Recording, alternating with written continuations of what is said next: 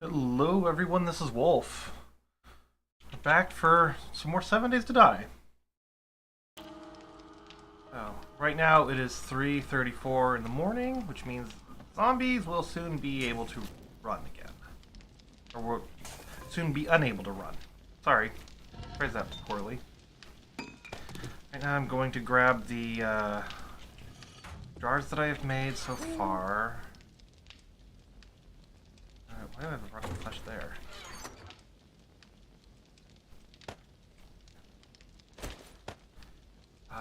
Something occurred to me. I also found this padded hood.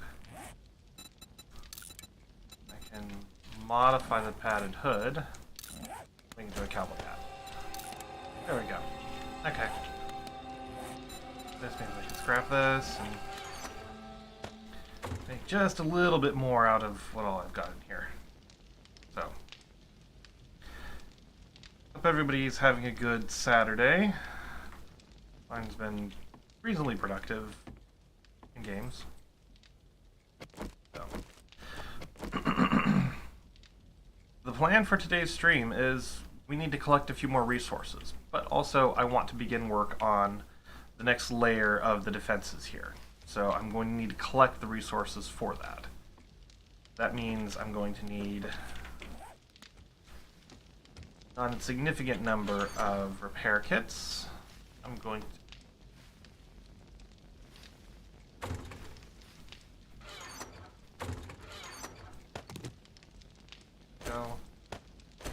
going to need duct tape, which you can make with glue and cloth. There we go. And forged iron when I can finally start making. Yay, I can start making this.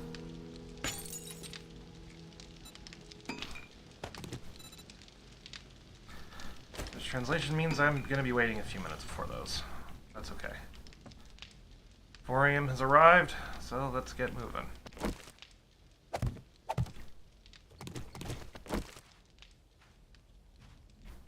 Don't know why I switched to that one.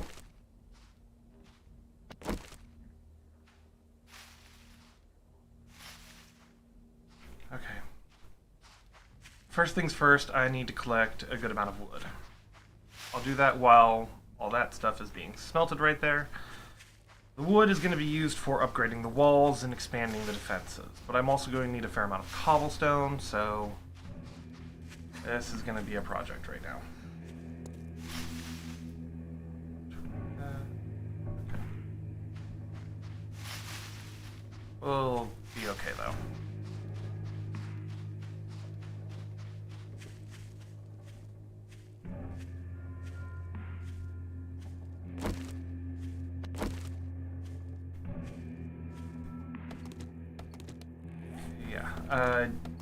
Ideally, I'd like to get 6, maybe 3 to 4,000 wood. That's what I'd like to have. You can use that to build things up and to beef things up and get experience from upgrading things. So I think that's a good number to shoot for right now.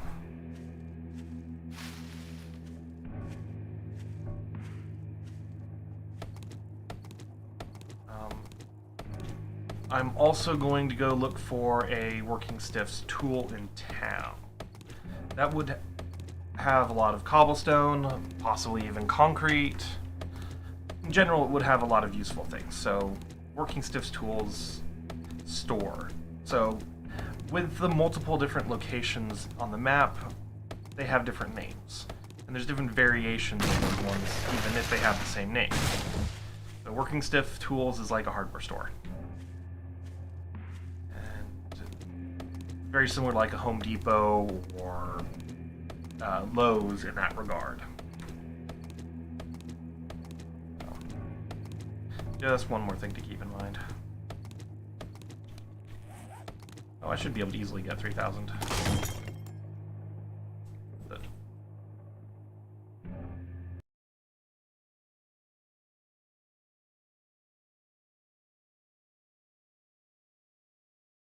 There you go.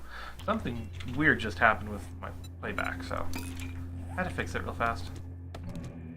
Not sure what happened. And right now my kitty cats are restless and wanting to play.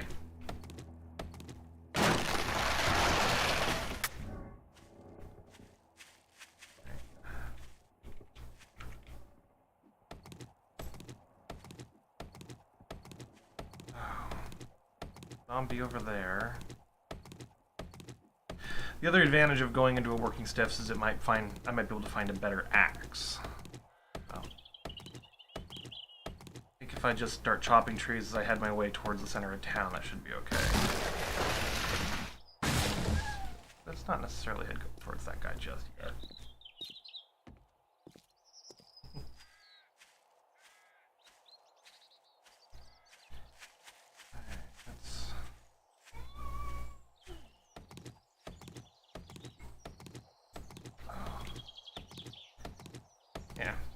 No, they're not wanting to play anymore. Cats can sometimes be very, very fickle creatures. Anyway, yep. 2,000 wood now, so I think I can easily get 3,000 to 4,000 wood without too much difficulty with this strategy. So, I'm also going to try to get a good amount of iron. Because iron will be very helpful.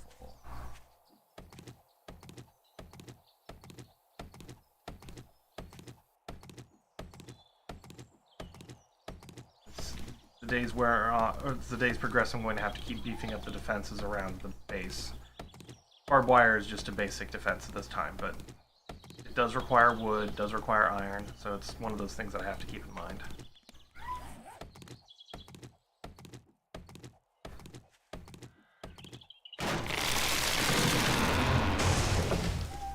Okay, there's a fat guy on the road over there.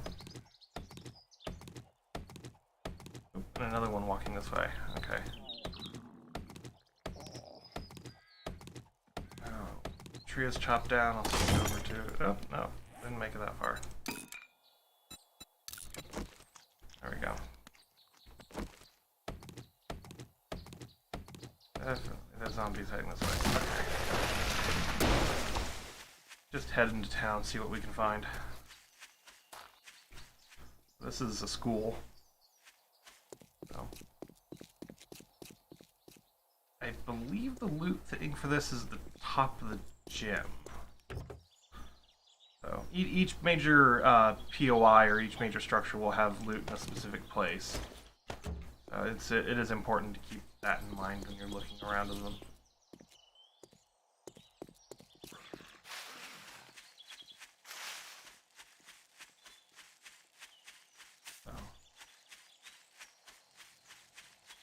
Electrical transformer tower will be useful later on as well. Been in that house, so this is the furthest I've penetrated into the town, and it is a really good sized house, or a really good sized town. So one thing I'll just have to constantly keep in mind.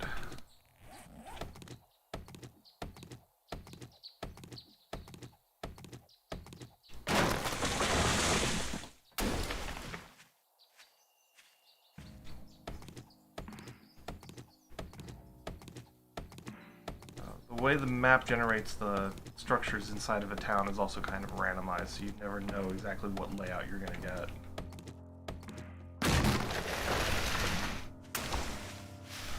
I think it's worthwhile for me to try some of the streets, though. Oh, we can see. Still going to collect wood along the way.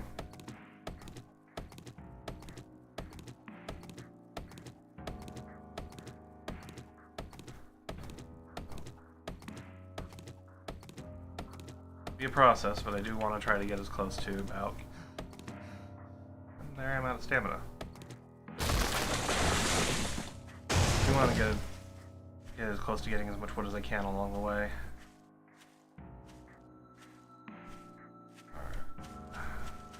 A little bit. Some of the houses have names, but I don't remember. Okay, got a zombie there. This is a book. I can make warm coats for the snow biome now. I think I woke up some zombies inside the house there. pipe bomb. Alright.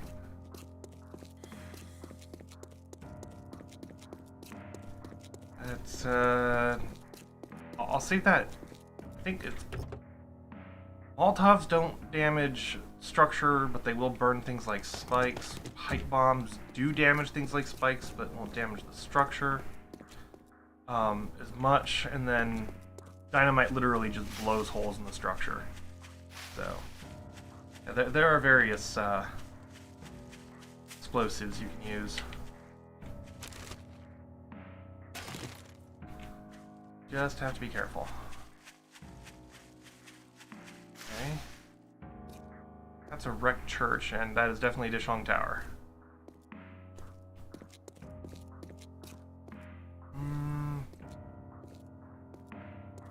Some farmhouse barns are worth going into, others are not.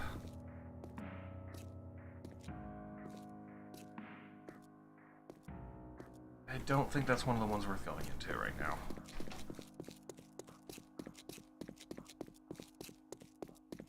Dead end over here.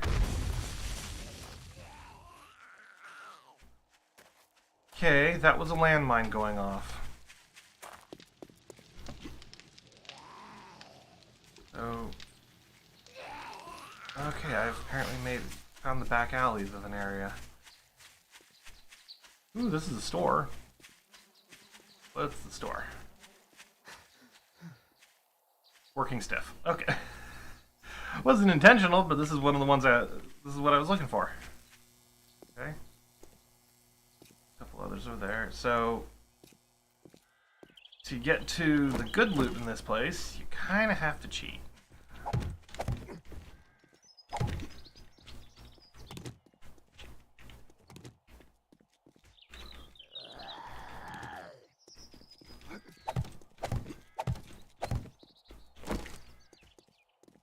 Okay. I just woke up a bunch of zombies I wasn't planning on picking up.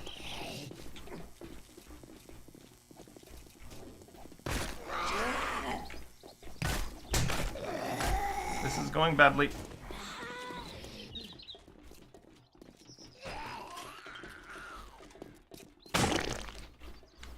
Okay. Maybe if I...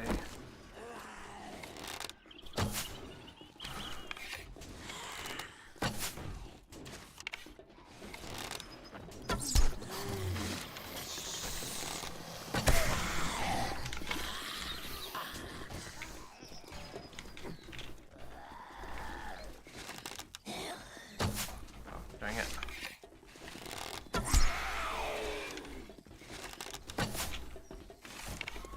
And keep evading.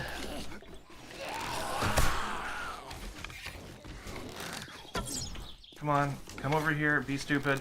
Think you can climb up?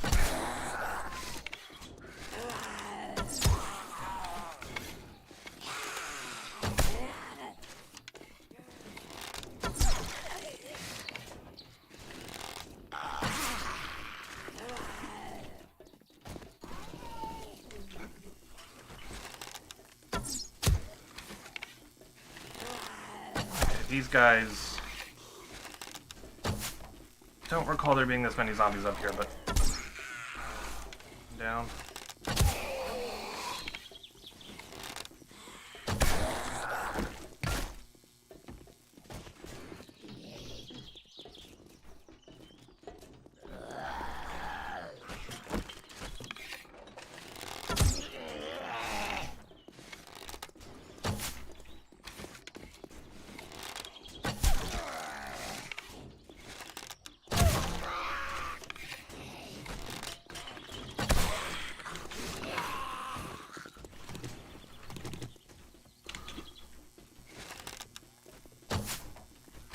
Missed.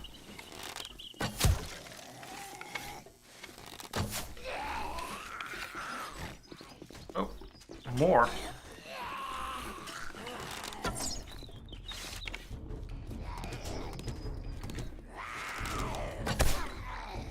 So that guy in the army uniform, he's got a lot more armor than the others. These arrows won't do much to him.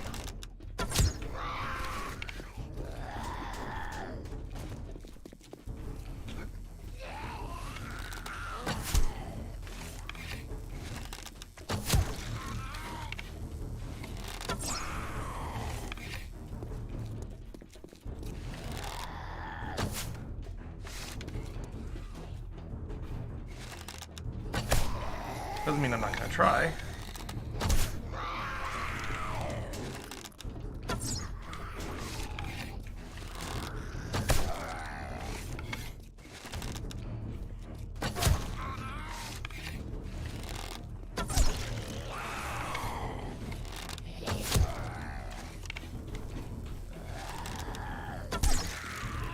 They really upped the graphics on these guys.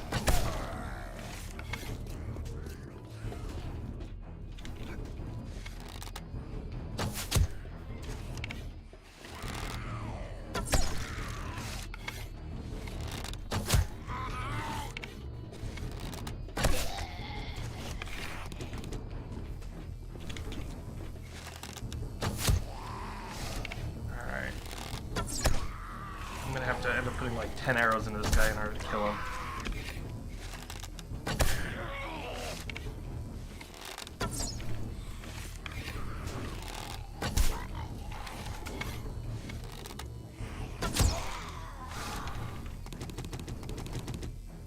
Okay, that was entertaining. Let's put that there for now.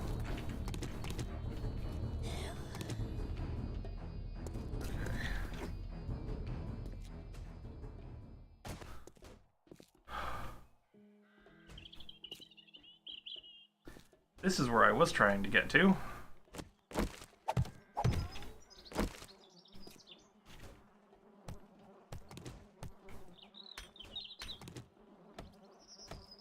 There we go.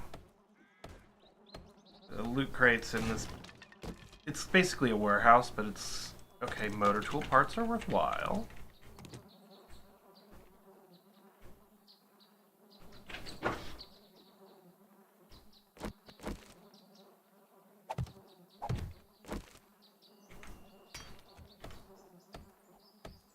Alright. This is what I came here for. The hopes of being able to find some better tools. Okay, cement powder and motor tool parts. I will take the motor tool parts, of course. Motor tool parts are what's used to make, like, chainsaws, and the best digging tool in the game, the auger. So, when I eventually unlock those recipes to make them, I'll be making a lot of them. I'll definitely be using them like crazy. Not making a lot of them, because they're almost infinitely reusable, but we'll make quite a few. I will use them quite a bit. Okay, definitely will do that. And my first bit of ammunition. Okay. Alrighty. There's one crate here.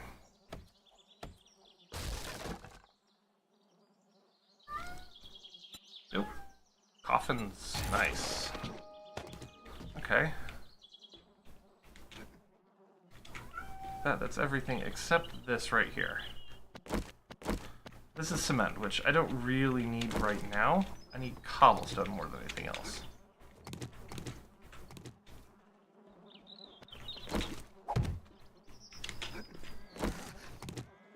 But just like that, I've raided the loot. There is a little bit more loot in that shipping container, but I don't know where all the zombies are that are down there, because this is like an ambush space. So there's one over there.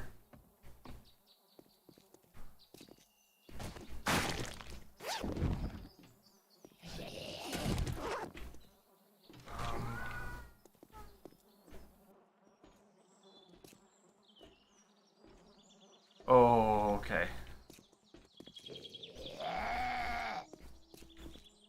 Really?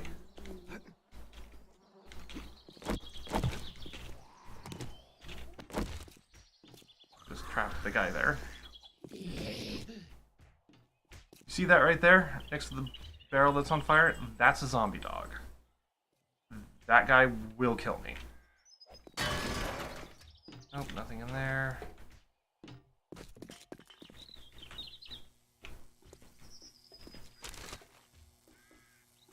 Alright,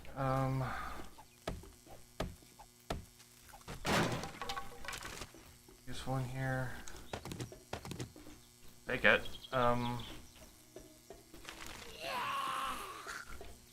Oh, where'd you come from?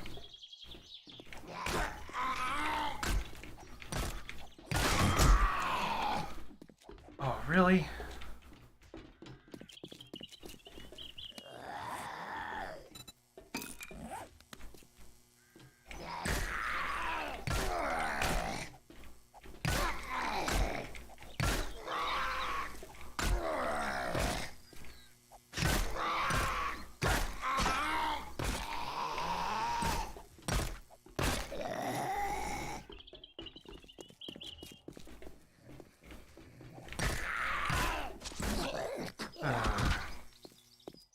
Those guys are a pain.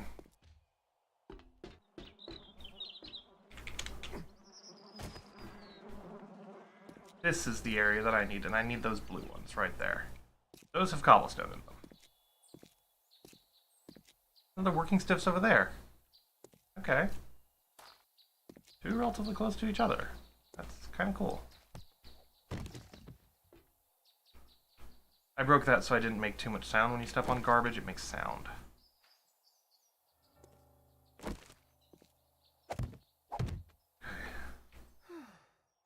I will slow down whatever happens to come in through that area.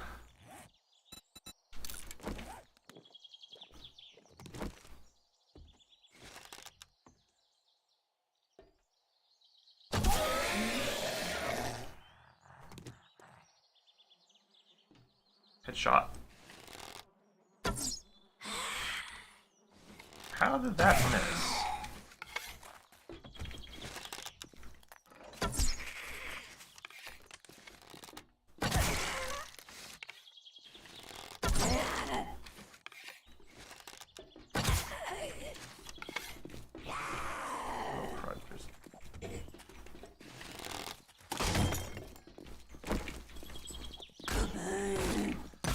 They both broke.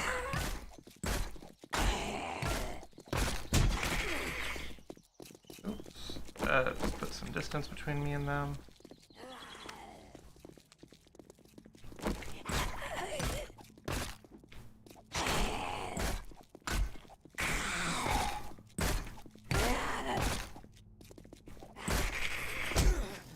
Oof. A little bit more. Repair the bow.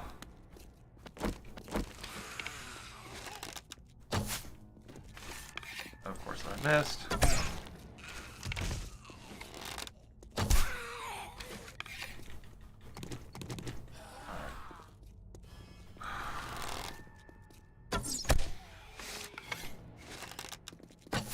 This is the danger of going into towns. Zombies just show up and never stop.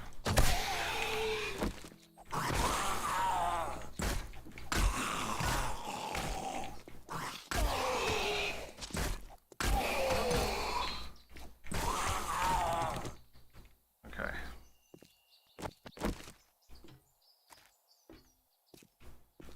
I think I've sufficiently dealt with that.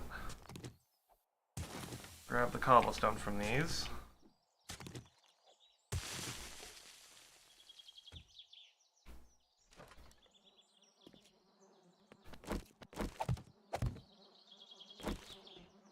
Probably some food in there.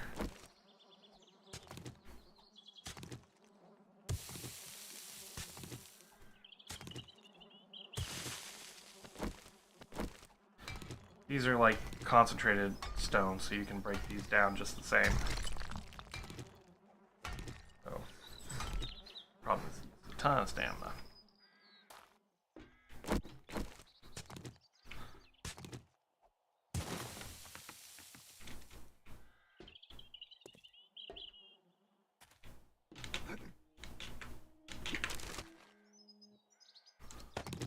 Okay.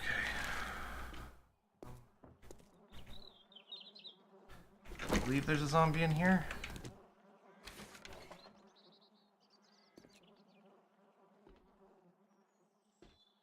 There's food in here too, so...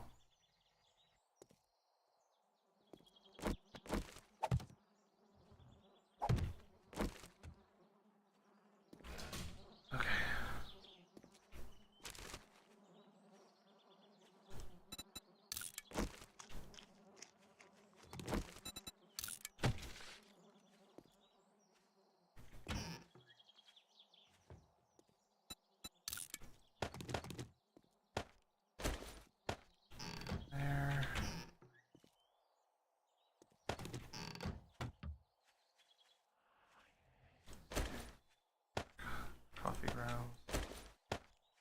trying to manage my inventory a little bit better.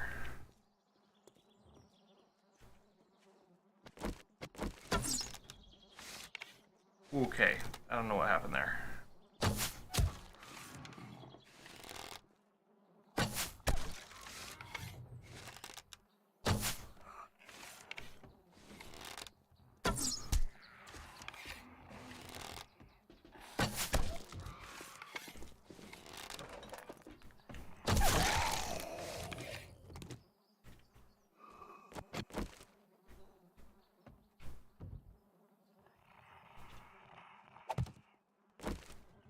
Barely slowed down,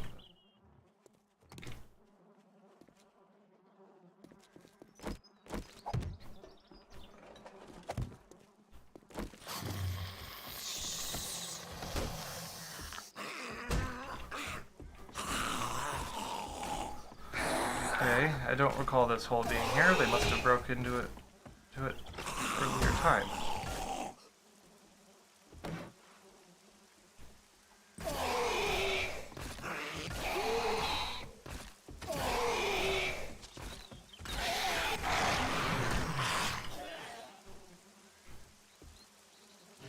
Bookshelf is useful.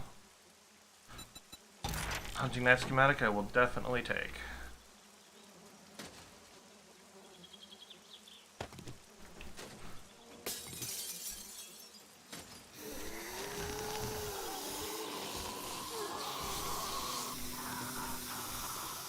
Oh, nope, bad idea. Made a lot of noise.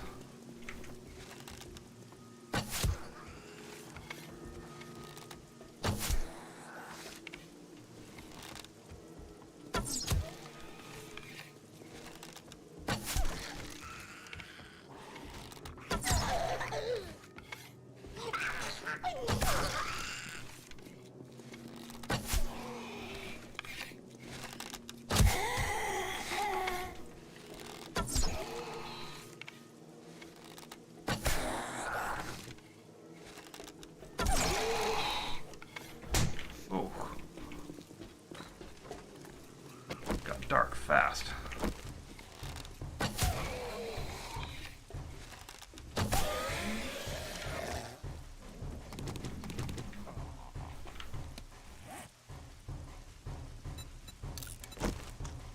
This will heal me 18 health points, so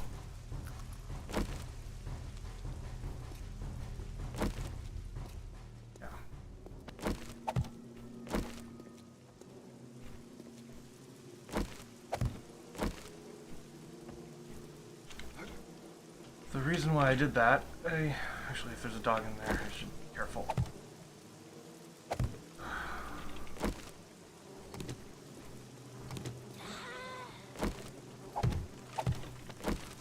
What is this? I picked up some lockpicks earlier, so we can see if this works. The safe might have something useful in it, like a firearm, ammunition, rare book.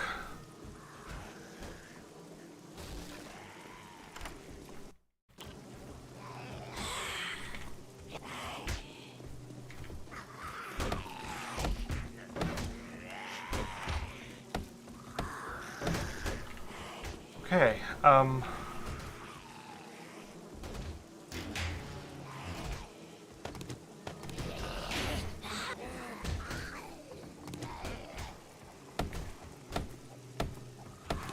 this could be risky.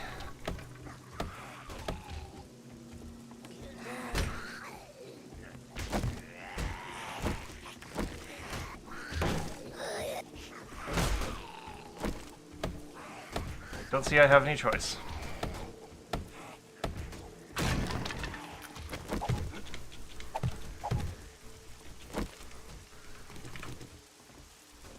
Okay.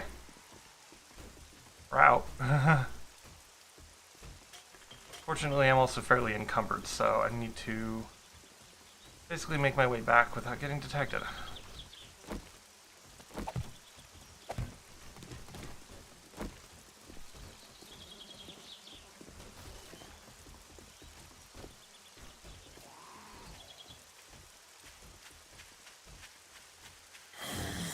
Ooh.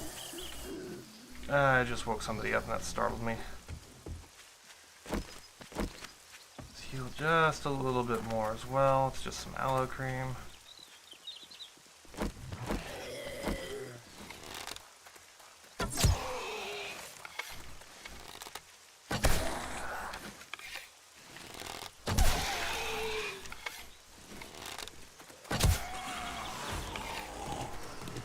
Alright, that leveled me up.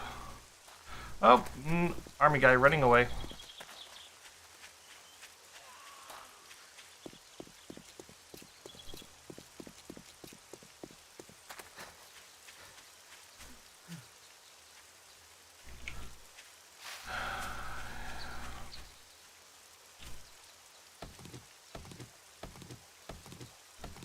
Oh, that was productive, I guess. I got definitely got some useful things out of that.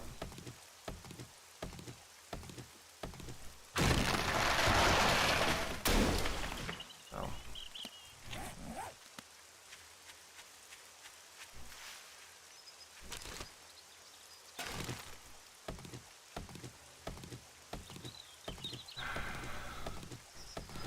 But yeah, that army guy, he could take arrows without even trying, so I definitely need to work on getting better arrows to use.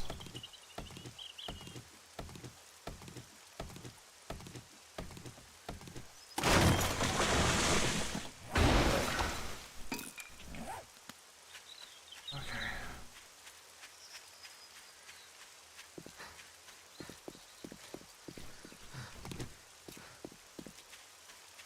Let's just start heading back to the base. As close to a straight line as I can.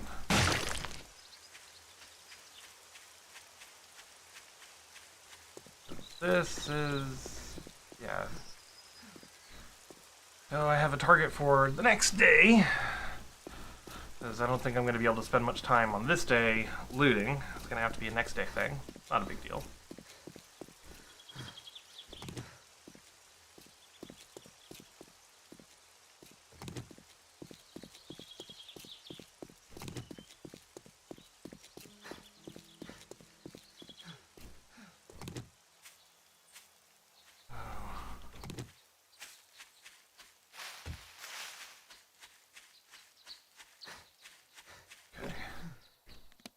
Did pick the right backyard.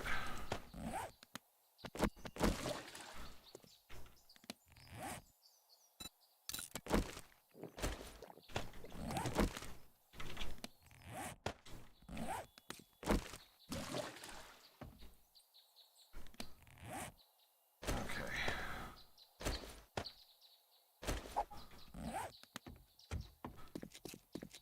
Got the water there, so I'm restocked up on that.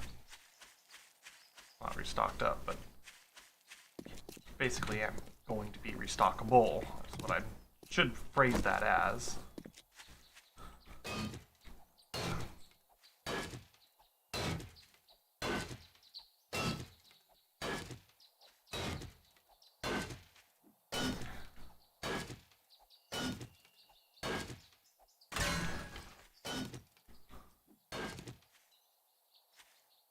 Going to be where I spend the next little bit of time here.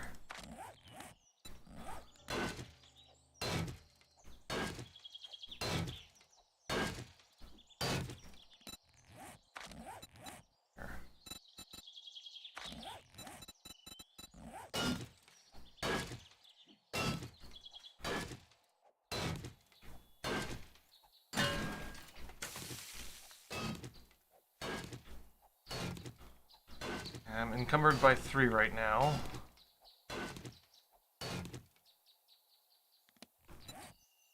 Keep an eye on. Got 2 points available. What are you trying to lure me to? So, having a supply of iron to turn into barbed wire fences will be very useful.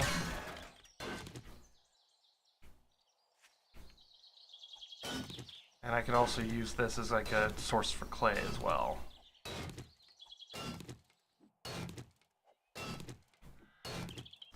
Figured I'd mine this down a little bit. had something. I want to throw some of this into the forge as well, so that's running and being useful as well.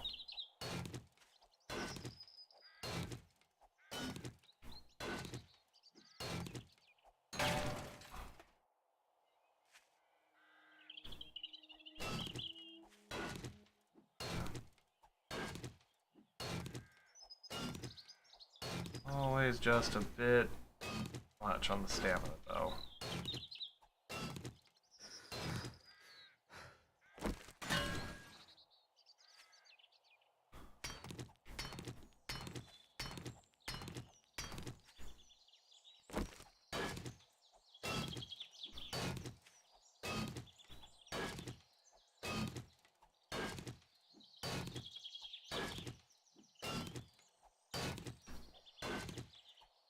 My mouse, for some reason, was moving closer and closer to the edge of my desk.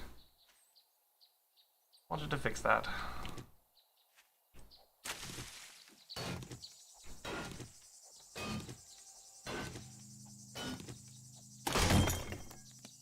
There it goes. It's going, and let's head back. Now that I know roughly where to go for that, though, I can come back here, mine what I need. Yeah. I think we'll be good on a few things.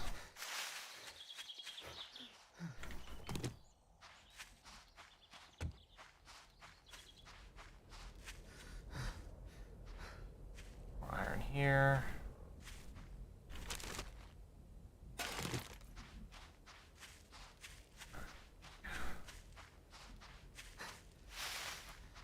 Base.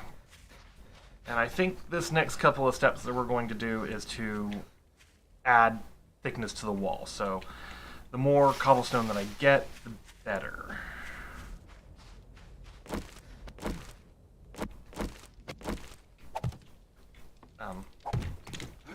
Block placement.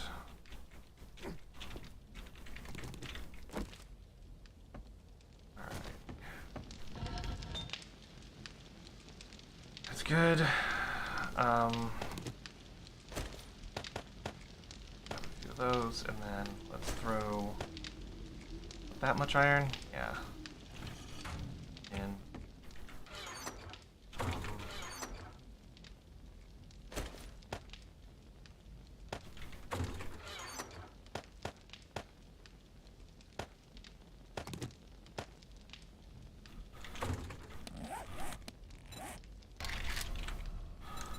on here, let's get some repair kits going. Food that goes in there.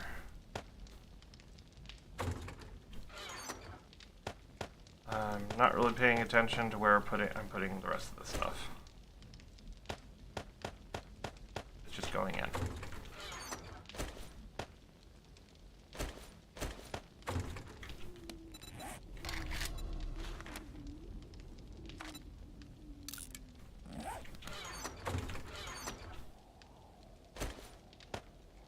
Making iron arrows, so I'm going to switch over to using those exclusively.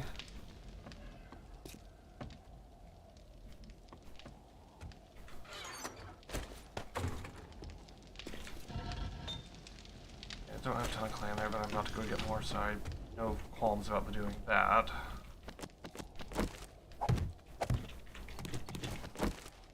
Okay. With that, it's time to head back to where we were just a few minutes ago. Start mining for a bit.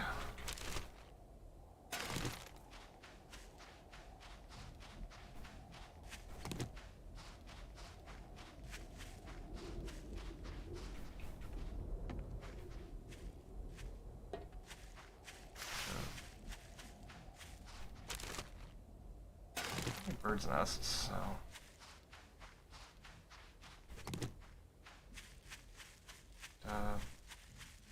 yeah. So, okay, where is it? Over here, okay. So the plan I have to upgrade the walls is to add in a whole two extra layers. Hello, Adam. How are you doing today? I was just About to launch into my plan for upgrading the walls to my base. And it's only day 3, but I feel that, you know, cobblestone walls, 1 layer thick, are probably going to need some additional reinforcement, so... but I plan to just start at the base and dig a trench, which is going to be a good chunk of the plan for the next day in-game. Dig a trench around there, and then add the wall base in there, and just build up from there. To do that, I'm going to need a fair bit of barbed wire and cobblestone already made, so that's where the current situation comes in. Alright. Change of plans. That is a wandering horde. Change of plans. Big time. Let's wait till they pass.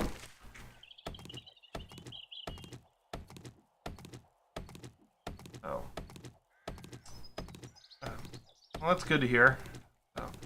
Uh-oh. They're heading towards me. No. Wandering hordes spawn in a random location in the map and then start heading towards the player's location where they are when they spawn. They are really, really dangerous. It's like every 3 or 4 days the wandering horde is a zombie dog horde, and there's no running away from those things. Oh, oh, they are camping where I was going to go digging. Oh. Alright, well, I'm going to be chopping down some wood then. Try to keep my distance from them.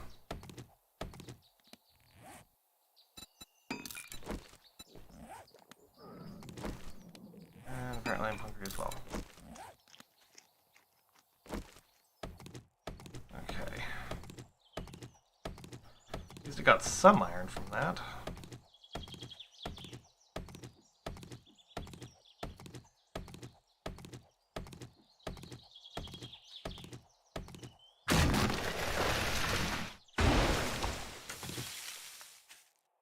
Yeah, they are basically just camping where I was going to go mining. Okay.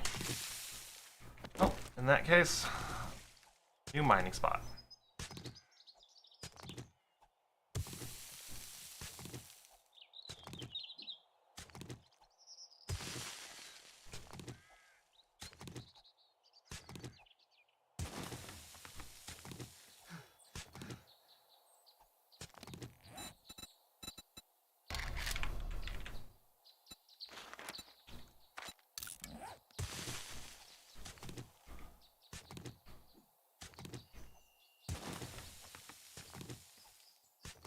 Definitely gonna need a lot of cobblestone.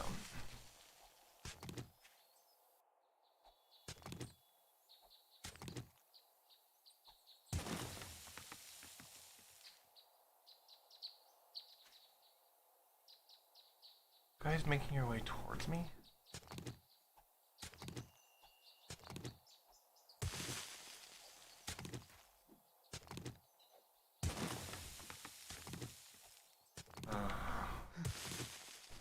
Definitely gonna have to pay attention to what they're doing.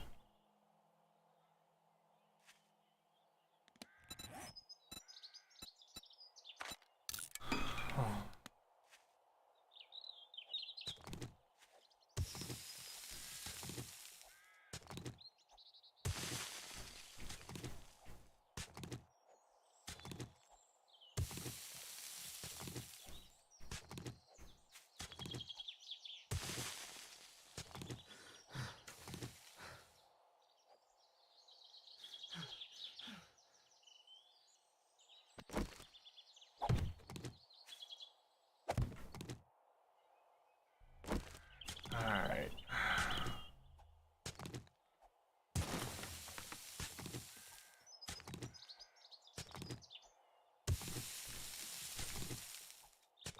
Dig this down a little bit so they're not so likely to ambush me. Yeah, so I won't get stuck in this hole.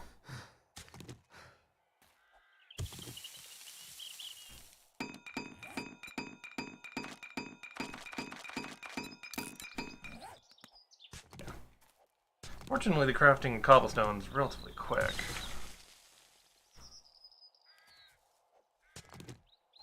Just need a good supply of clay to make this whole process work.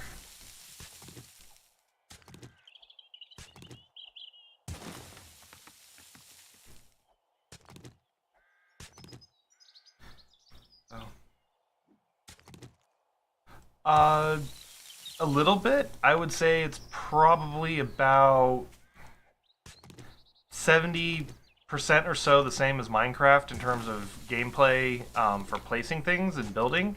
You just have to get used to a few different key bindings and other things about the game. The most difficult part is going to be the combat with the zombies. The zombies are very dangerous. So.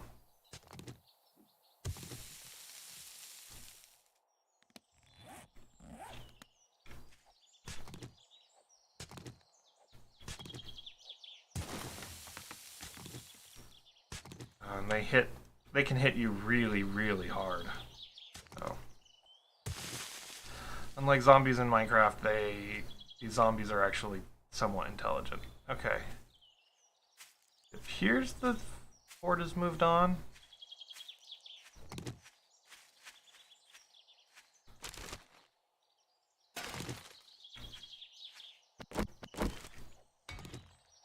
Gonna be cautious nonetheless. I don't relish having to kite 4 more plus zombies again. So, it's not until I have a consistent source of, ammunition and firearm or a better melee weapon, but yeah. Definitely we'll need to develop some better weapons eventually.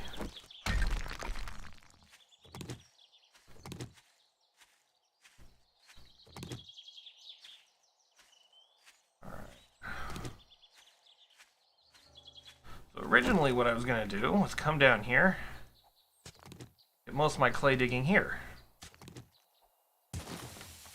Connect up these two spaces and make kind of a proto-pit mine.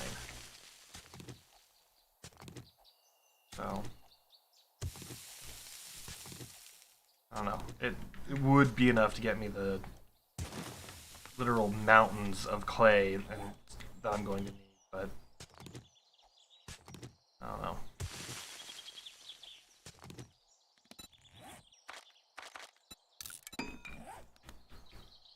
How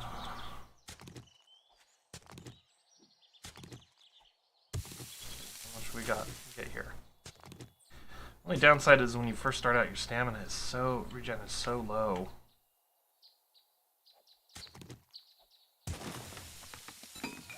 I want a.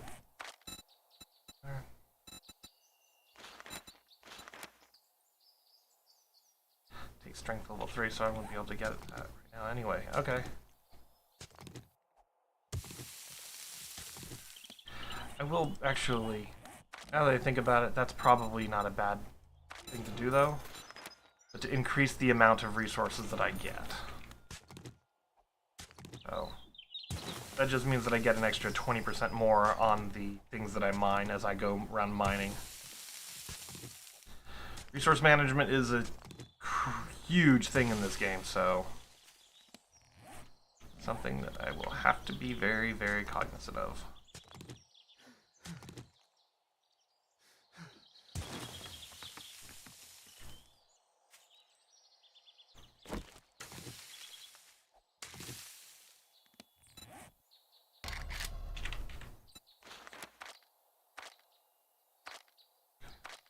Factor in that's iron.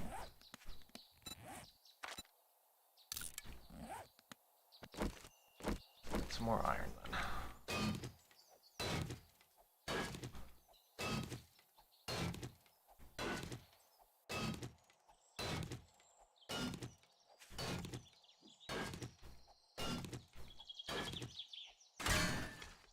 And there's even more down below. So these two, let's see.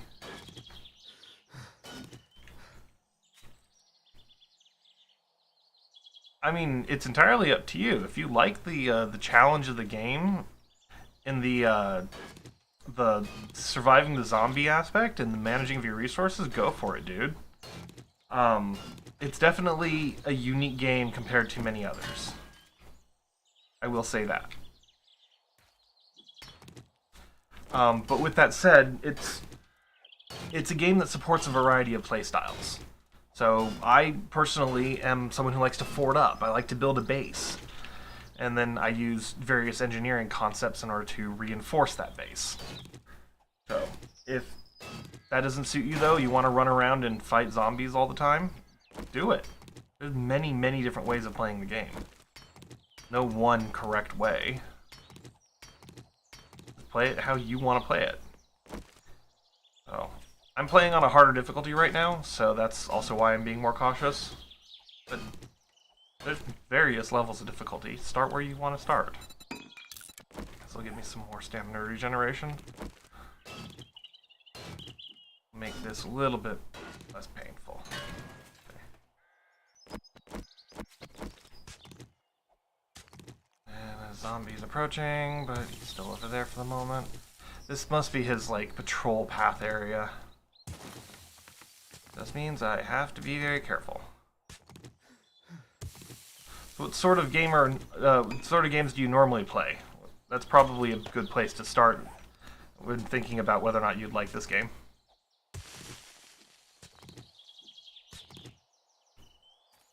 So, if you play a game like Minecraft or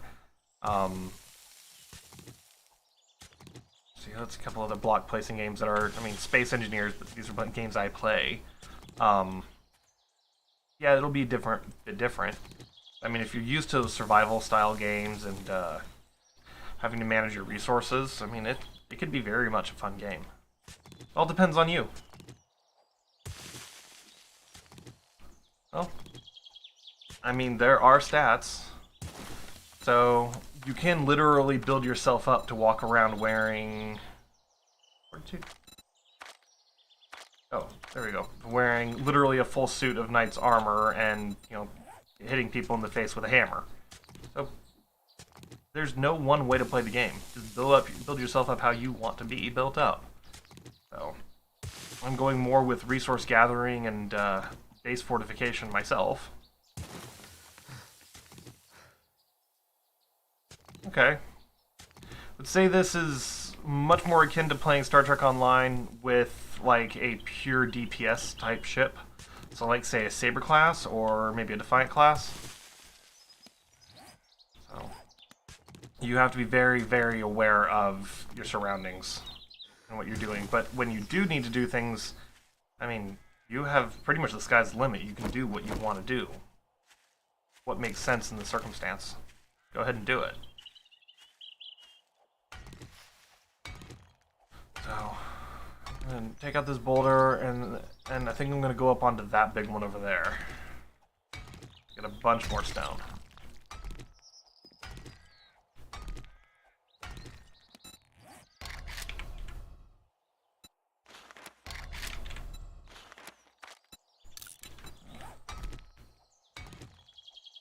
Okay. That zombie, he is just wandering in this general direction, but I don't want him to sneak up on me or anything, so... Let's just get out of here. Oh yeah, that great big ol' rock will have plenty on it. So...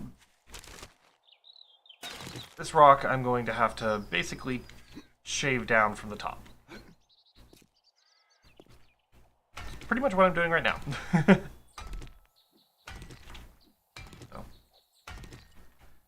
So. The more players you have on the game, the harder Horde Knights will be.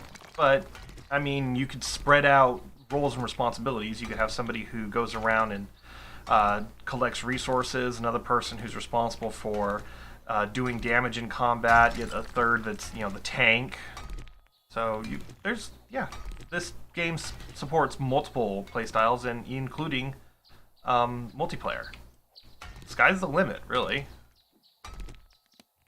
So. Okay, one of the a YouTuber by the name of Splitsy that I really like to watch. He plays multiplayer 7 Days to Die all the time. They usually end up splitting up roles and responsibilities. They'll have somebody who concentrates on collecting resources, another person who goes out and loots, a third who makes healing materials and food back at the base. Oh, that square box in the distance is my base on the other side of this gas station. I'll be heading over there in a little bit. I want to make sure that I have enough stone to be able to do what I'm planning on doing, and that's also going to require a few other things, so...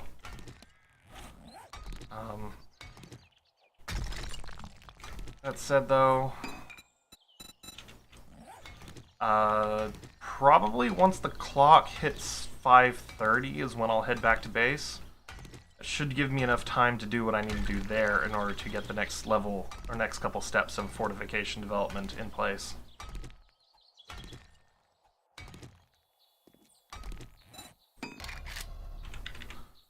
With that said, though, I am going to do that, so that's queued up, and I don't have to worry about it. So... that's okay. I'm not a melee person myself, so I'm not belittling you or putting you down about that at all. I very much prefer to be behind the walls of my very, very thick walls of my castle.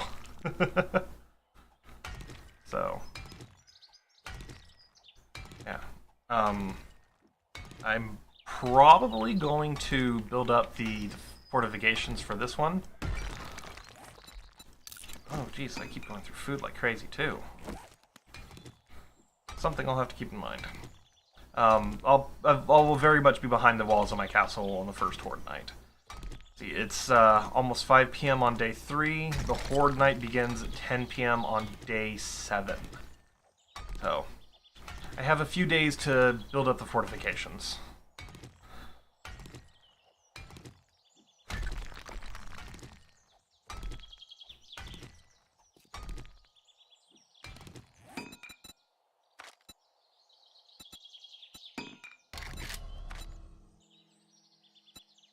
There we go.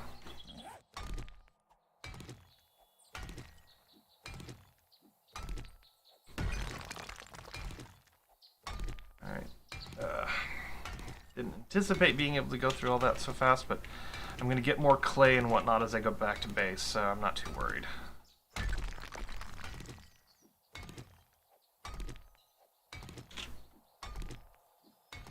That's good. Multifaceted approaches in 7 Days to Die typically are going to mean you're going to focus on more of a single-player playstyle, but in multiplayer setups, because in a single-player you have to manage all the resources yourself, so you have to very carefully plan each spending of the skill point, use of your resources, stuff like that. But if you're playing in groups, then you can specialize a little bit more. So. Are you thinking of playing 7 Days to Die in a group setting? Is this so? It does make a really big difference in how the game feels.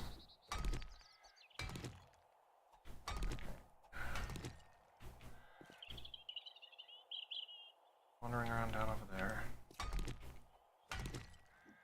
14 in-game minutes.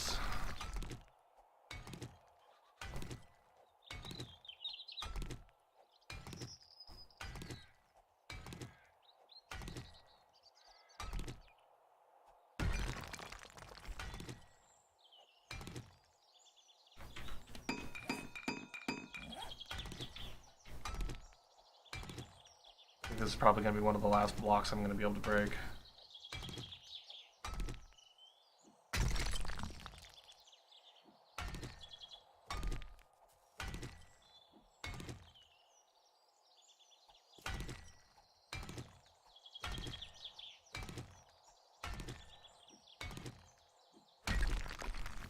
Alright.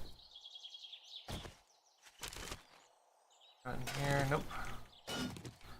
Spend a little bit of stamina grabbing this last, and grabbing some iron here. It just means I'll be able to make more barbed wire, or smelt it and make more arrowheads.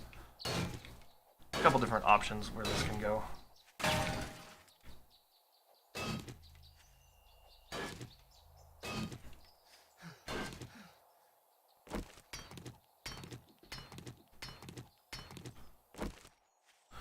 Alright, I should really head back. Okay. Time to visit the base.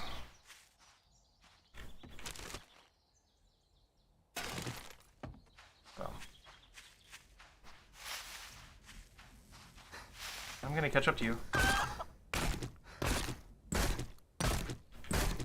Did not think I would be able to do that, but I did it. Okay. So...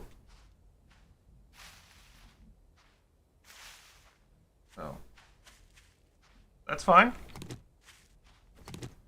When you're ready, you'll be ready. Only you will know that. So, don't feel like you have to rush something like this. It's not a game that you should just jump into blindly. So, first things first, I'm going to have to... This is my base, and to add to the next layer of the defense, I'm going to need to put down a sill. To do that, I'm going to dig a trench.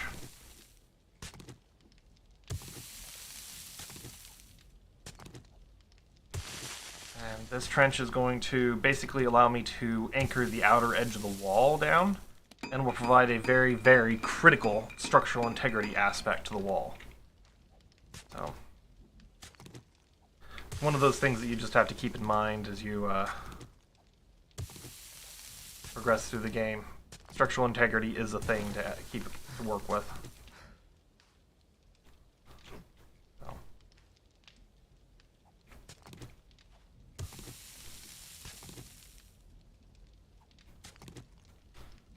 I'm gonna have to cheat here.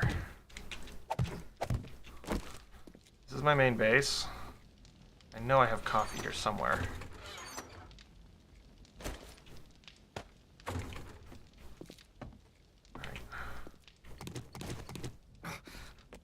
Oops. I just bumped the barbed wire.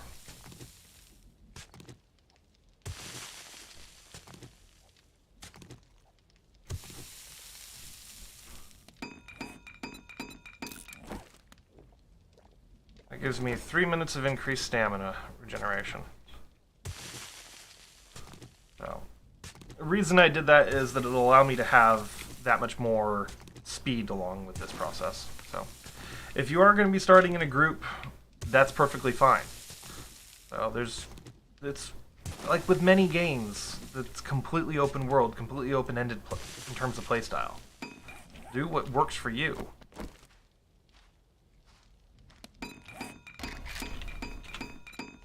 Probably also make a bunch more of these. These are going to go in here.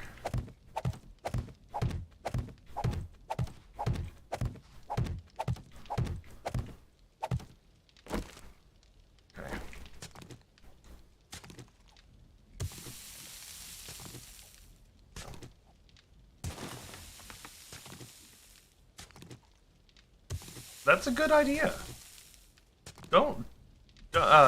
That's a really good idea. It lets you see what the different players in the game do, how they play the game. That's great, dude. I fully support that. Also allows you to see what to expect in the game. Lets you know kind of just the general environment the game operates in. That's really smart.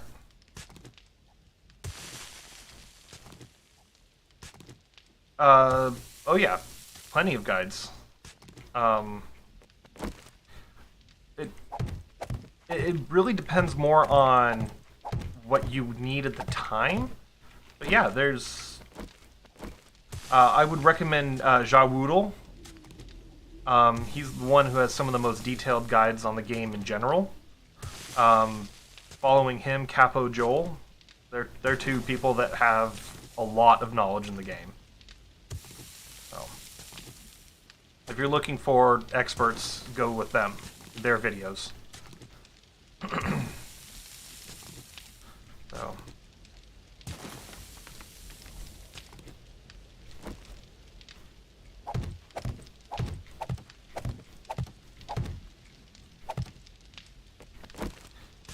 So, Jawoodle, he's got various playthroughs and various game styles.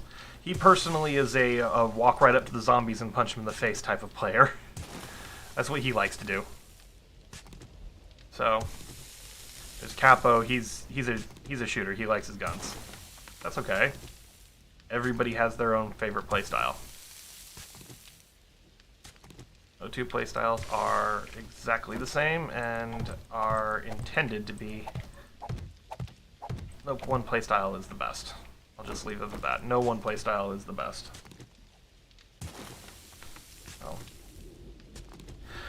Each time your character levels up, you will unlock a skill point. So getting skill points is really easy if you... this is actually going to be a sill plate, or be for a sill plate. Do you know what that is in a construction sense? It's used in foundations. So, basically what it is an anchored and fortified, I don't want to say root, but like a footing to the whole structure. So, now if you want to see trench digging, that's later down the line. But right now, this is just me doing this. So I could then run along the top of it and upgrade it real fast. And if you look at the count of experience on the side, upgrading blocks is one of the fastest ways to get experience in the game. You will get experience ridiculously fast doing this, which is why I spent so much effort and time getting cobblestone. I wanted to be able to do this.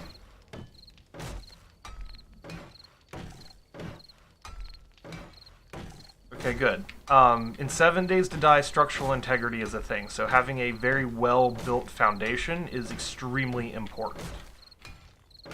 That's why I have this right here, but then I'm putting the outer layer just a little bit lower. That means that if there's structural damage that takes place because zombies are burrowing through the wall or through the ground, the whole structure will be that much more fortified.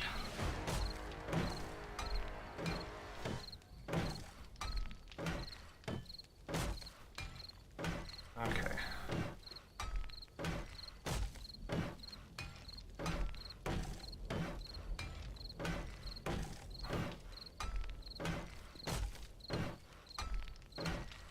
Let's do...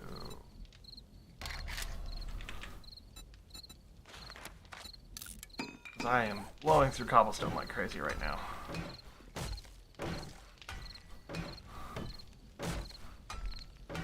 That's okay.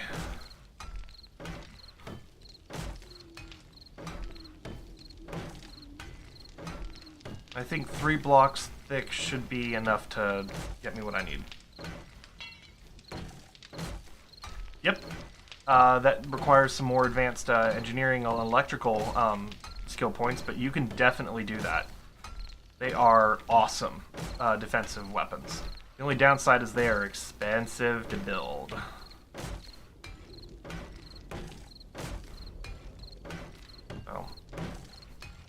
But spinning blade traps are some of the best traps in the game. They will wreck zombies very quickly, especially if the zombies are low to the ground. Or if you set it up in such a way so that way they run through it and their face gets hit by the blades.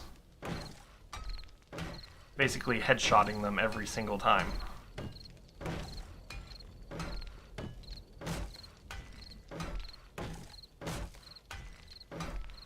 Okay. Oops.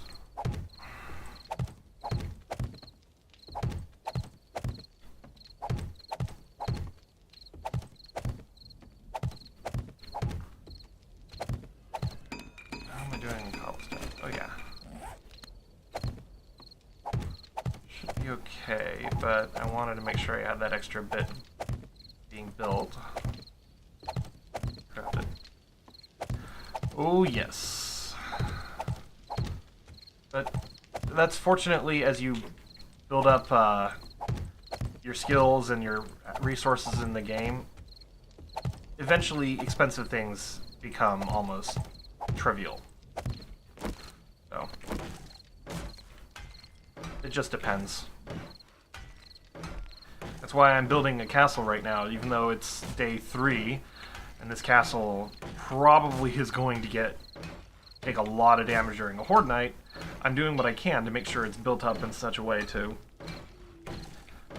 maximize the experience that I'm getting out of this,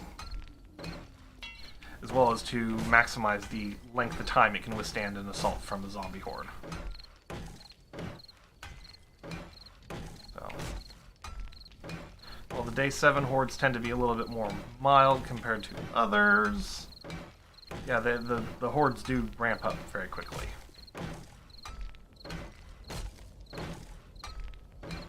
Yes. You can put up full-on electrified electrical fences, even. So if you wanted to create a walkway that's covered in electrified wires, the zombies will run into it and they'll get electrocuted. Which, in this game, it's kind of like a stun effect. It'll hold them in place, they'll take a small amount of damage. It makes them really easy to shoot with, or to shoot at, because they don't move nearly as fast if they're stunned.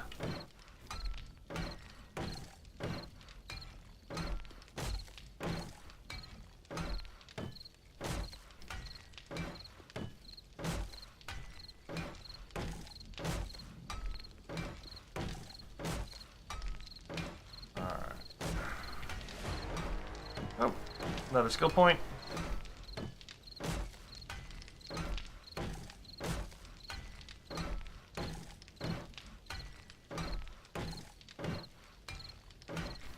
That's good. Oh. But yeah, electric fences and electric defenses are very much endgame items, but they are very much worth it if you can put the time and effort into them. What I like to do is like to have layers upon layers of electrified fences.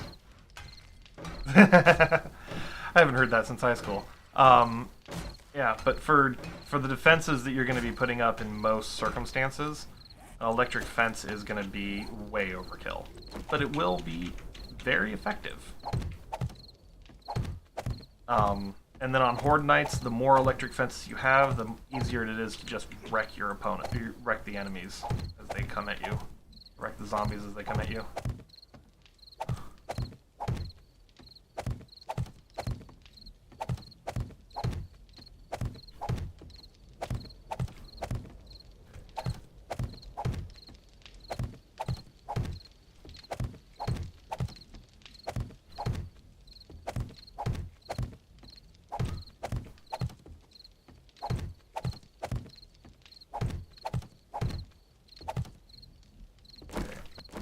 I'm going to go around and upgrade this line, and then I'm going to place the barbed wire fence, and I think that'll be all I'll be able to do on the outer line for the moment. Good. Layered defenses are just so important in this game. The more effort you put into layering a defense, the more effective your defense will be. So, I tend to play this game from a concept of an engineer, so I think of things like an engineer would. And so for me, that means thinking about, okay, what's the most effective way that I can impact this circumstance? And that's engineer speak for saying, what's the best way that I can approach this problem? And that's, to me, that's, well, the longer it takes the zombie to approach the wall, the more chances I have to shoot at it, the more damage I will do. And the easier it is to win the horde night. So, and I basically am going to be planning a defense around that. Having the core here of a really thick wall is just step one. So, A really thick, really high wall has its advantages, yes. It's not ultimately essential, but if you want it to be, it can be. So that's what I like to work towards. How much wood do I have? Oof. I am carving through wood like crazy.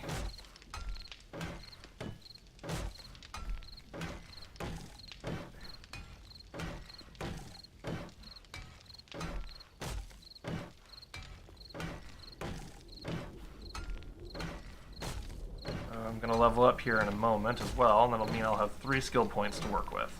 If you would like, I can go through the skill trees in a brief tutorial. So it won't be in depth, but it will show you what each thing is useful for and what playstyles suit what, or what skill points suit what types of playstyles. I'm very happy to do that for you.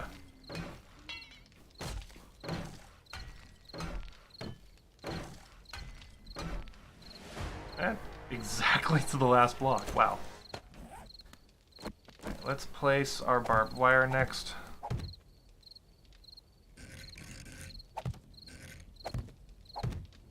So this is just the final layer there.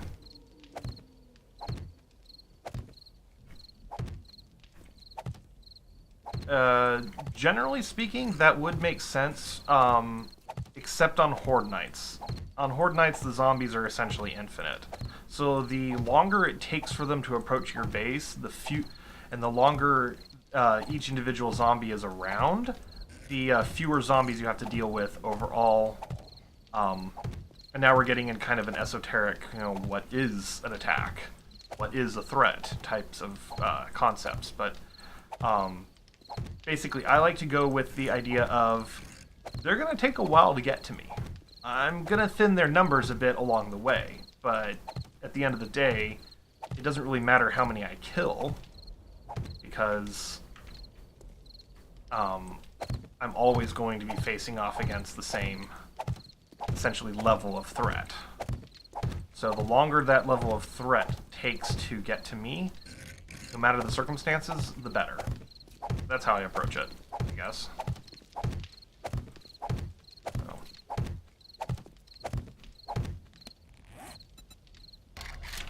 Let's make some barbed wire fences, please. I am not going to have enough.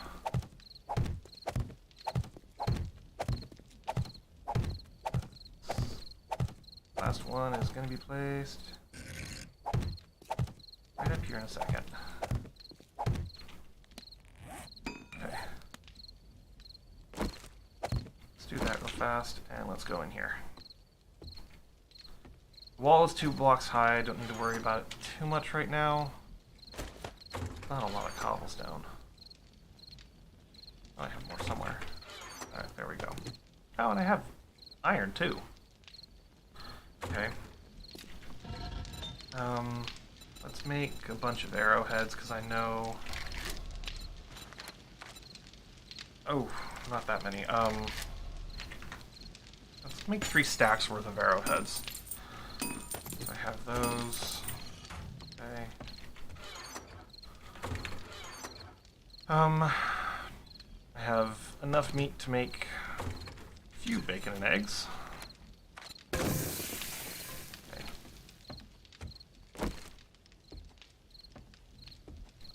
Let's keep adding to this right here for the moment.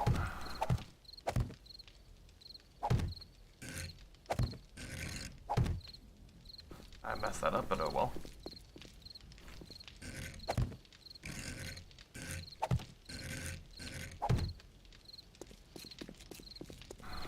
Here.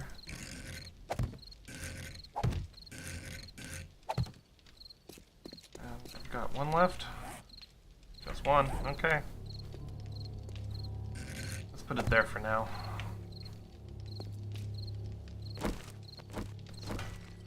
Upgrade some of these ones that I can't access from the top very easily.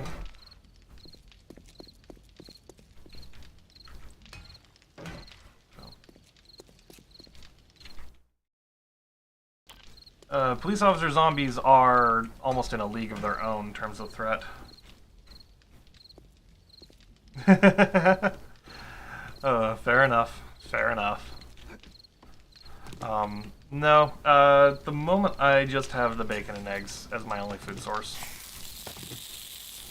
So I have to be careful. But I've run out of wood. I was not expecting to run through or blow through wood so fast, so I think I am going to toss that sand in there, though, so I have more sand to turn into bottles. Let's see. This can go in there. Bones. Okay. So...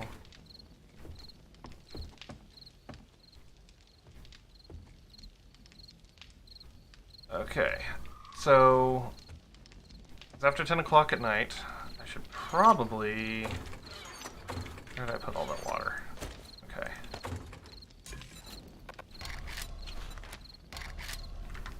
Make some water. Going in there. Okay. So, fair enough. Basic rundown of skill points, okay?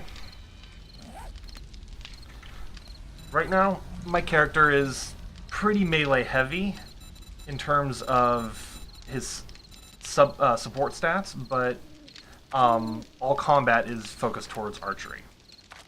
Now, each of the combat trees has its own specific, I don't want to say genre, but more specific, like, overarching theme. Perception is about, accuracy. It's also about, a bit of luck. If I were to go with rifles and, specifically long barrel rifles, like sniper rifles, this is where I would go. Or if I wanted to be the person who throws the explosives, this is where the tree we would go into. It also has lock picking, several sneak advantages in here. Like if you wanted to, sneak up behind somebody and attack them while sneaking, you can use that. And you can also find things in here, like collecting resources from cars. Believe it or not, this is where I'm going to spend my next point, because I need to be able to salvage things from vehicles. And I would like to be able to make a wrench here in a few minutes. Next we have strength, which strength is your general melee stats, but it also includes... I thought I heard something. Also includes shotguns. Okay, and it has one of the more innuendo-laden ones, but this one, innuendo-laden skills, but this one is really important if you're going to be like harvesting resources or doing a lot of mining. Okay. Finally, down here we have its construction and support perks, which are centered around collecting resources. Pretty much everybody needs these skills, which is why the highest level one for them is only strength level 7. You don't have to invest a full in order to get strength all the way up to the top. It takes 1, 2, 3, 4, 5, 7, 9, 11, 13, 11, 14. It gets expensive very quickly to level these skills up. Fortitude, this is how you survive. Okay? And this is where you would put, like, so you want to do general melee, you want to punch people, or you want to have various surviving out in the wild, living off the land. This is probably the single most valuable perk. Spending it will almost immediately double the resources you get from various plants you could harvest. Finally, it's got the various healing perks down here, which have multiple advantages. Agility, which this is where my next couple points are going to go in here, because I want to level up my bow skills.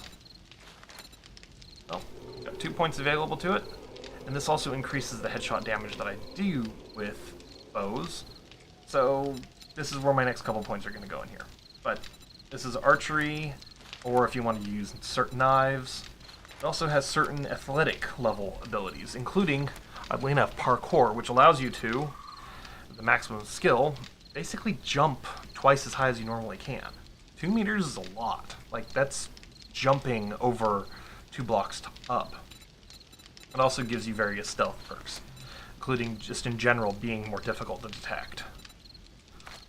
Intellect, this is the one where you are probably going to really like, because it allows you to, one, its combat perks are, you can literally create turrets.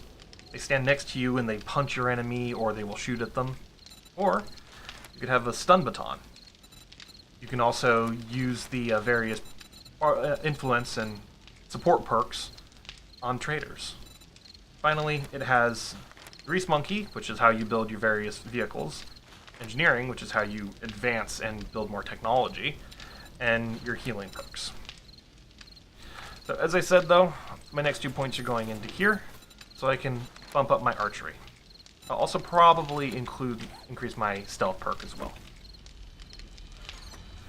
Alright, let's use this real fast. Get a bit of food.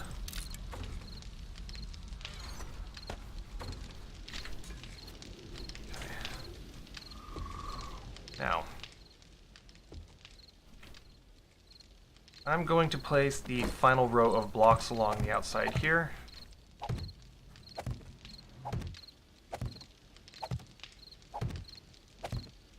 And this will bring the wall up to the same height as the rest of this wall.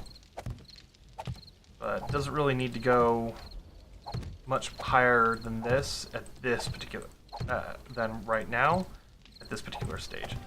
Also, I'm going to do, since I have so little wood right now, I can't really upgrade much more. That's okay. Because the next thing I'm going to do may seem counterintuitive, but all the barbed wire down there outside of the original wall, yeah, I'm going to go break that. That'll give me some wood.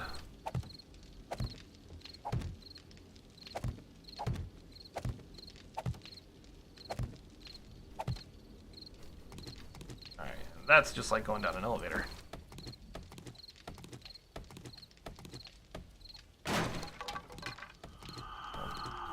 Yeah, I know it does seem like... I try.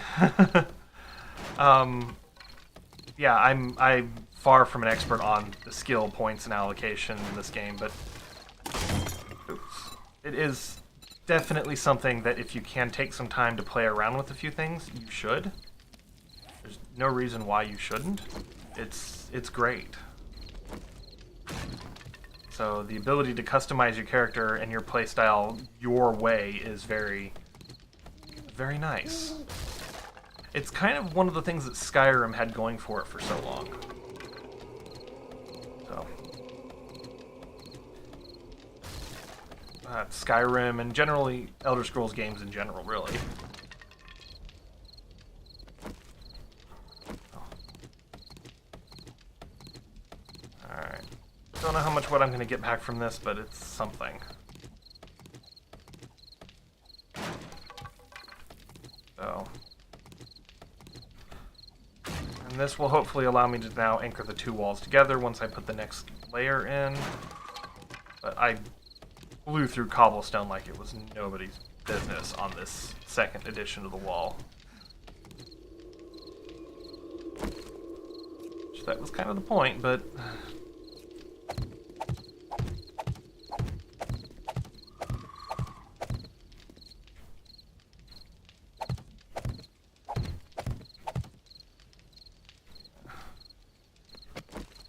Oh, wrong tool.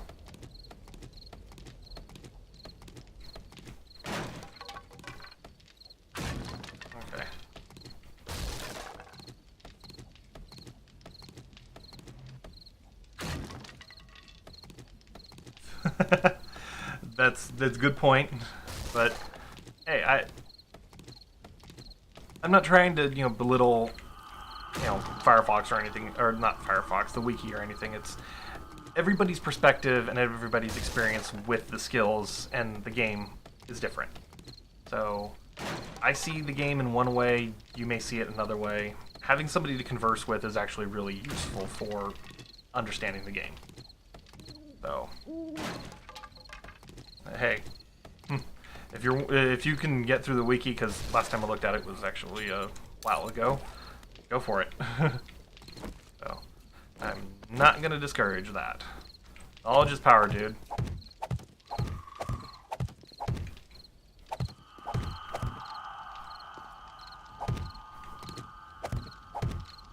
Among the reasons why I'm basically playing this game on a map that I already have played around a bit on. Know where a few things are. That's helpful to me.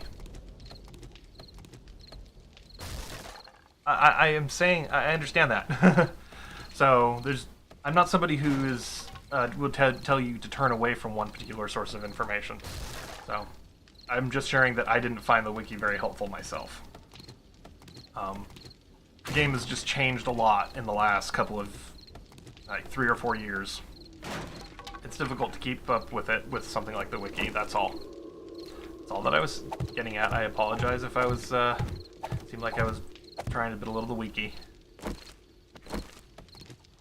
Oh.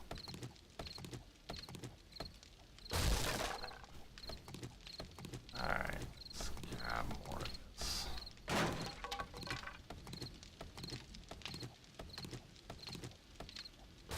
And this is getting me a good amount of wood, so I might be able to just go around and upgrade the whole rest of this without any issues.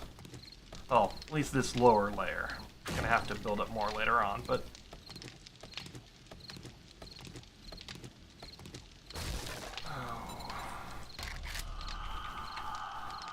frame shapes. Let's throw another 25 in.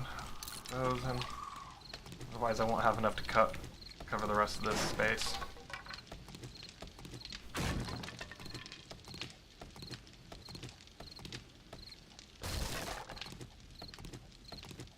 I need to get a proper iron axe.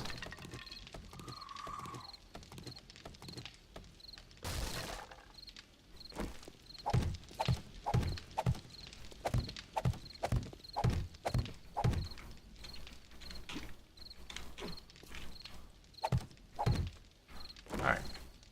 Time for some more upgrading.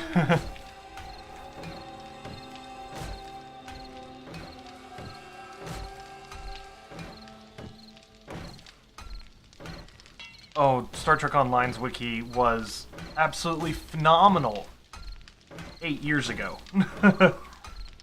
I really don't know what happened to that wiki. It used to be such a great source of information, and I really wish I could explain what happened to it. It was probably about 6-7 years ago. Something in it, something just changed. Like one of the major contributors stopped putting stuff into it or something, and it just became a nightmare to try to read. So, I originally was going to try to be one of the contributors to a lot of those articles in the wiki, but the mess that I kept encountering was very discouraging. So, I don't know if you've watched many of my other videos or you just happen to come across this particular stream. About 12 years ago, I was a contributor to a major World of Warcraft magazine. So I thought that I could try to apply that same experience into Star Trek Online. Nope. No. I do not know what difference is, but you're welcome. Hey, knowledge is power, but knowledge should be shared. So, I'm an open book. If you want to learn something and want to talk about something, hey, just go ahead and ask. Yeah, Star Trek Online's wiki, something rather dramatically changed, and I could not even. Yeah.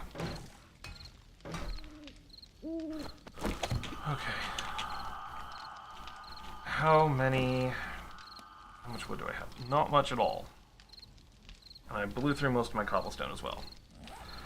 So let's do the smart thing and reinforce our corners. So, and like so.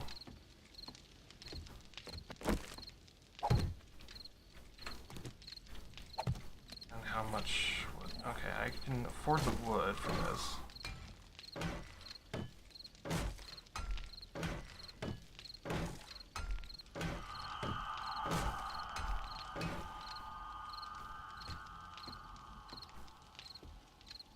There's not a group of zombies hanging around over there this time. It was really disconcerting a few nights ago.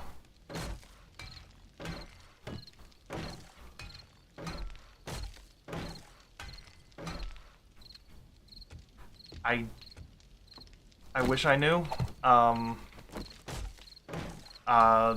time some of the major players in the game were not really popular people, so... Oh, and I'm out of wood.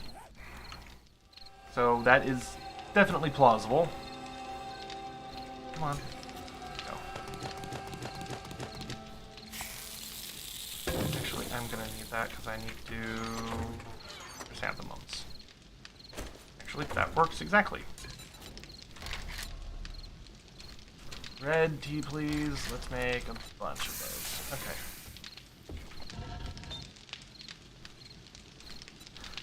So, a bunch of jars in there. Let's also do... Actually, let's do forged iron first, if I could spell. So, if I do that, and then... jars. There we go. And I put that in there. I have a bit here as well, which I should probably smelt some of this as well. Okay. Okay, where am I in terms of stuff when it comes to, like, making an axe?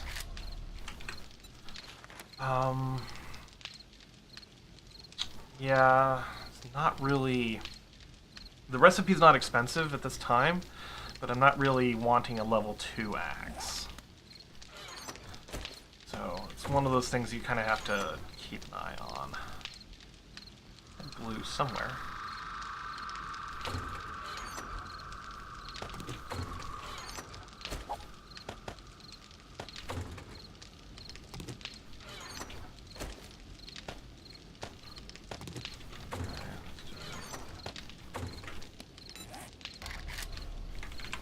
Duct tape. Somehow turn my caps lock on. Oh.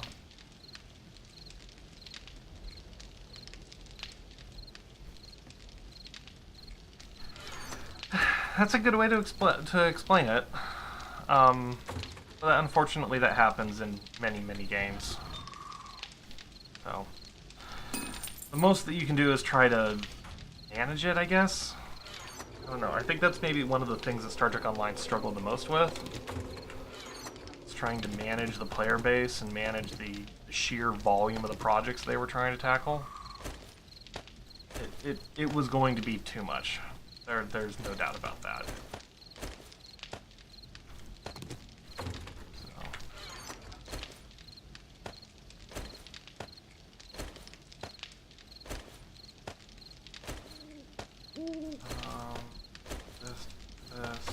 All my chrysanthemums.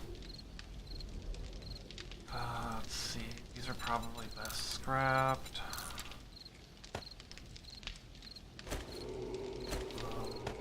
Medical. I'm just right now organizing my stuff. I should probably make more aloe cream.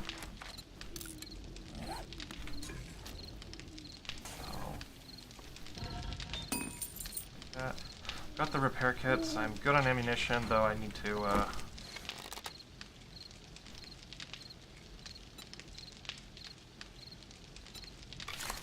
switch arrow types. There we go. Stone arrow there. Cobblestone is gonna be one of the things I really work at, but I need to get a better axe. I won't be able to get a better axe until I can upgrade Miner 69er. This will be level 3 tools. But I don't want to do that until I have the next level of archery purchased. So that means basically I need to level up twice more before I can do that. And that's okay.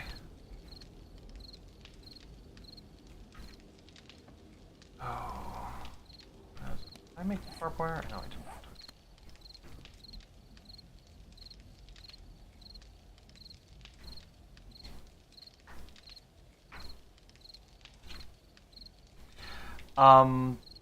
Unfortunately, quite a few games probably will not make it past that date. That's... Oh, everybody thought, Star Wars Galaxies would be around for decades, and it had a very, very painful death about 2011? Thereabouts? So no, games do have finite, lifespans, unfortunately. So, let's do forged iron, please. Let's just keep that being crafted. So, the older games get, the more unlikely you are to be able to resurrect them, even if there is an interest in them. And I think that's one of the things that a game like Star Trek Online's probably just now starting to come to terms with.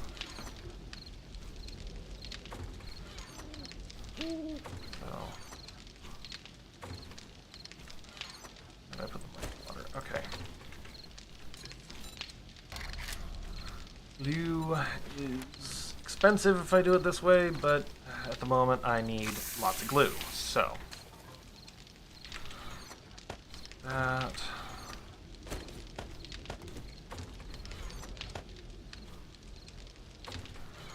I have cement here. Probably not a bad idea to put it in this box. I am honestly surprised I got a wheel on day... I think that was day 1. So... yeah.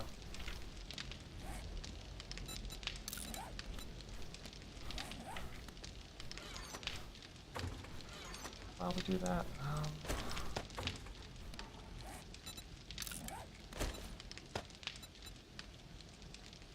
melee damage 7. Sure. Alright, I'll do that. Let's grab those so I can make sure that everything goes in there properly.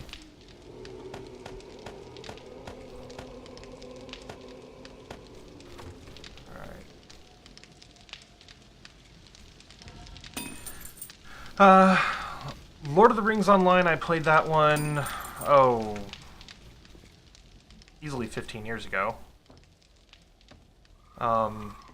I know I'm dating myself, but yeah, that was a while ago. Let's see, that was back when I was majorly playing World of Warcraft, though. So Lord of the Rings Online was just me hanging out with a friend. Yeah, that's pretty much that. But let's see. Star Wars The Old Republic, I never got a chance to really do anything much with that game at all. So, poor timing would be my my guess on that one. By the time it came around for me to actually start being able to have some time to put into it and to look towards it, the game was already starting to fade. So, yeah. Not to keep harping on the World of Warcraft thing, but did you ever play World of Warcraft?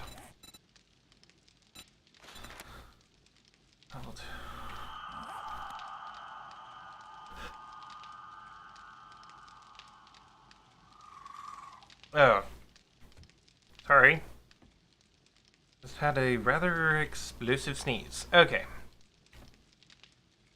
So. That said... Okay.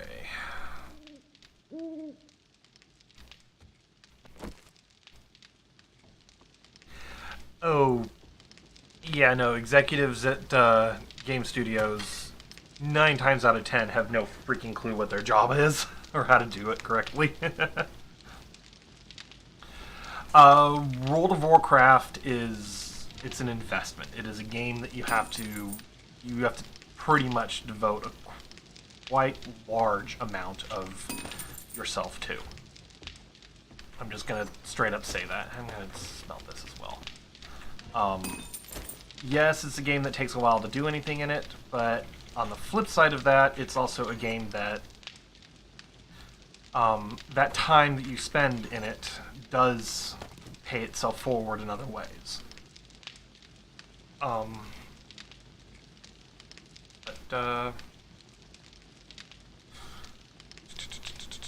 don't want to carry one of these around just yet. But with that said, it is also a game that, if you are able to devote the time to it, it is well worth it. Alrighty. I'm going to leave those running right now, even though there's a risk it might summon a Banshee. Okay.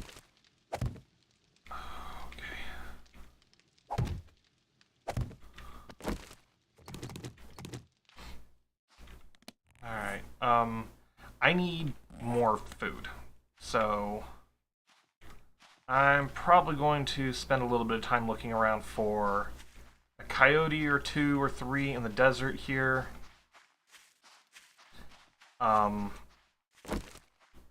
As well as try to find some birds' nests. So, let's see. I think I see, yeah, there's more structures over that way. So while I'm out here, I might as well collect some aloe.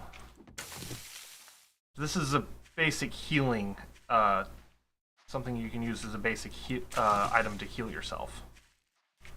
Whoop! I don't want to deal with a zombie right now. So, let's see, around here. Oh, pig! So, important point.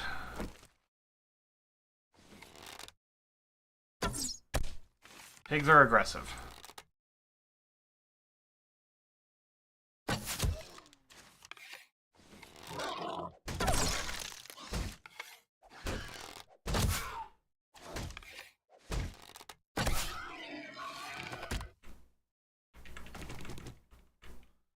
But they do give a decent amount of meat.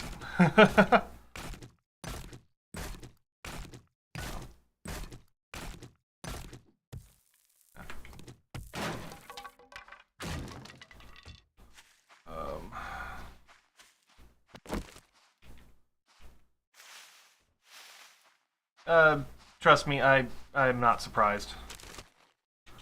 I am not surprised at all. So, to get anywhere in business in the United States, you basically have to have very, very few scruples. So.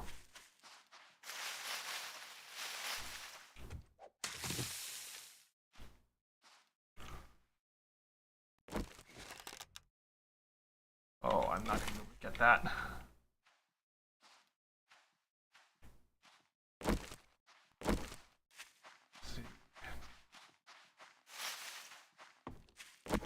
How much meat? I got 20 meat off that. That's enough for 4 more bacon and eggs.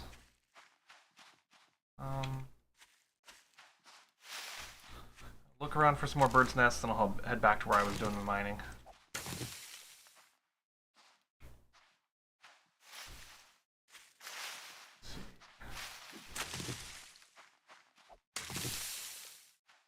Be nice to get a coyote, though.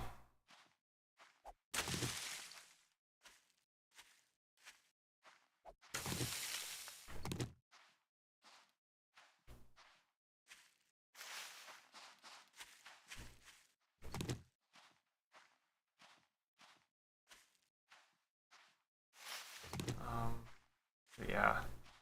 A company I work for, its former owners, I should say, because there's still 2 of them, were not what I would call very scrupulous. So, that's kind of pretty much the only thing you have to do. So, now the new ownership are, well, I guess they're halfway decent, kind of. So, we're corporate now, so I don't know, we'll see.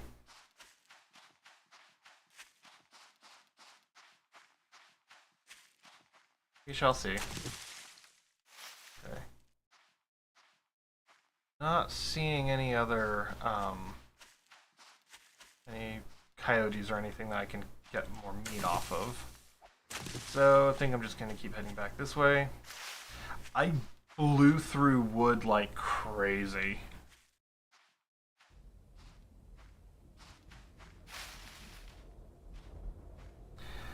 Yeah, no, when a developer leaves, that's usually going to kill something pretty quickly. So, there was an MMO that I had my eye on for a while, called Traeon. It looked like it was going to be great. It was going to be just a whole new experience. And it was going to be centered around kind of an almost Eddings style universe in terms of magic. Well, the main developer that was putting money towards it decided that he had other things he wanted to focus on, which I have to understand that, yeah, this was a side project for him, but I don't know, it was still disheartening to see somebody who had already gotten several million people interested in his game just decide that, nope, he's not doing anything more with it. So, that happens. So, there's only so much you can do about it when it does happen.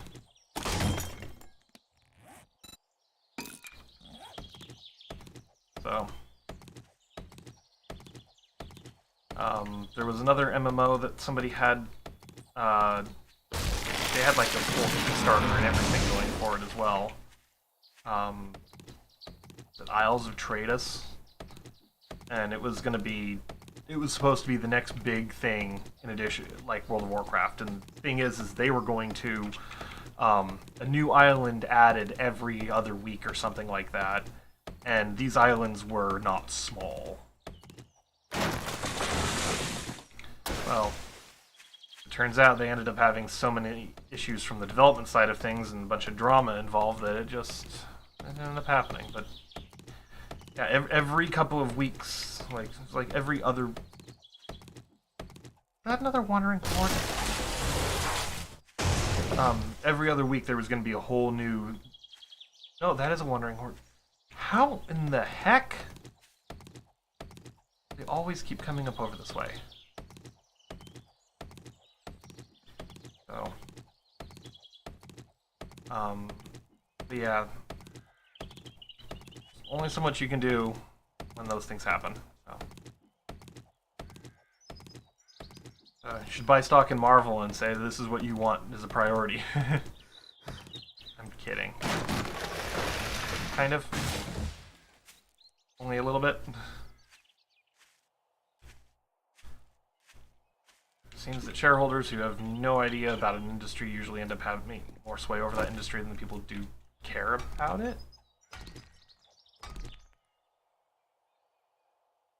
They just love that roadway. There's always zombies on that roadway.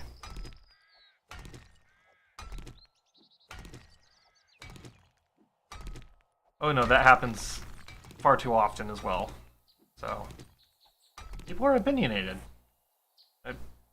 Sorry if I'm kind of bursting the bubble. Oh, no, not what I wanted. I'm bursting the bubble on that or whatnot, but no, it's... People have things that they want to be a certain way, and they will not be dissuaded from that particular pathway. It happens in development, project management, all these things all the time. No, I deal with it in my day job all the time with people who think that you don't really need to follow code. They have their own interpretation of it. They have their own, desires towards it. It's like, it's not how any of this works. I'm literally citing the law to you, and you're arguing with me. Yeah, you may disagree with the law, but I'm sorry, but I didn't write it. So. Oh, well. And then they get all upset when, fire department gets on them. It's like, well, it's not my fault. I'm doing what I'm supposed to do. So. Oh, those zombies are all over the place.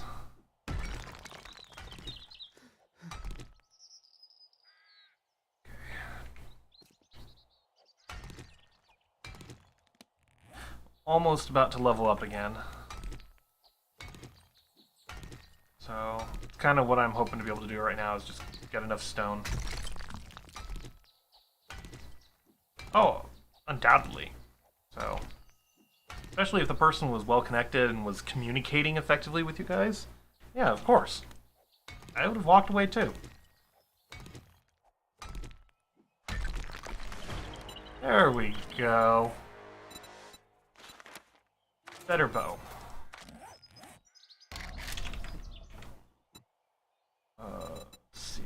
Snake. I don't have any plant fibers on me. Let's fix that.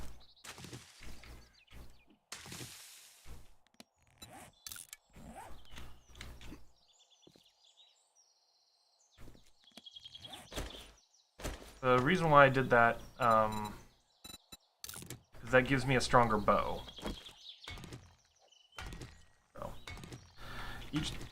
So each number underneath the item indicates its quality level, but also higher numbers usually have higher durability and have in general better stats. Let's eat some bacon and eggs. Stamina back up.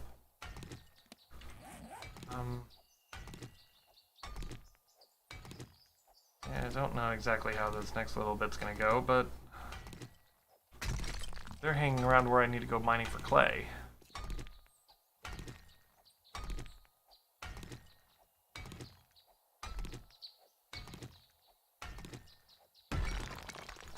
That happens. So, I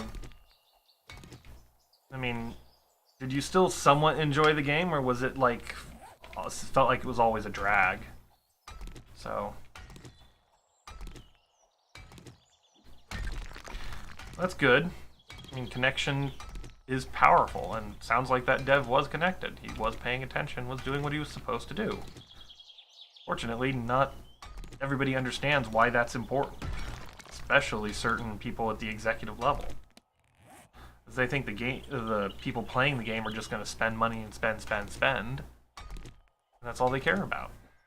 They don't understand the fact that quality of the product is actually more important than the fact the product exists. So.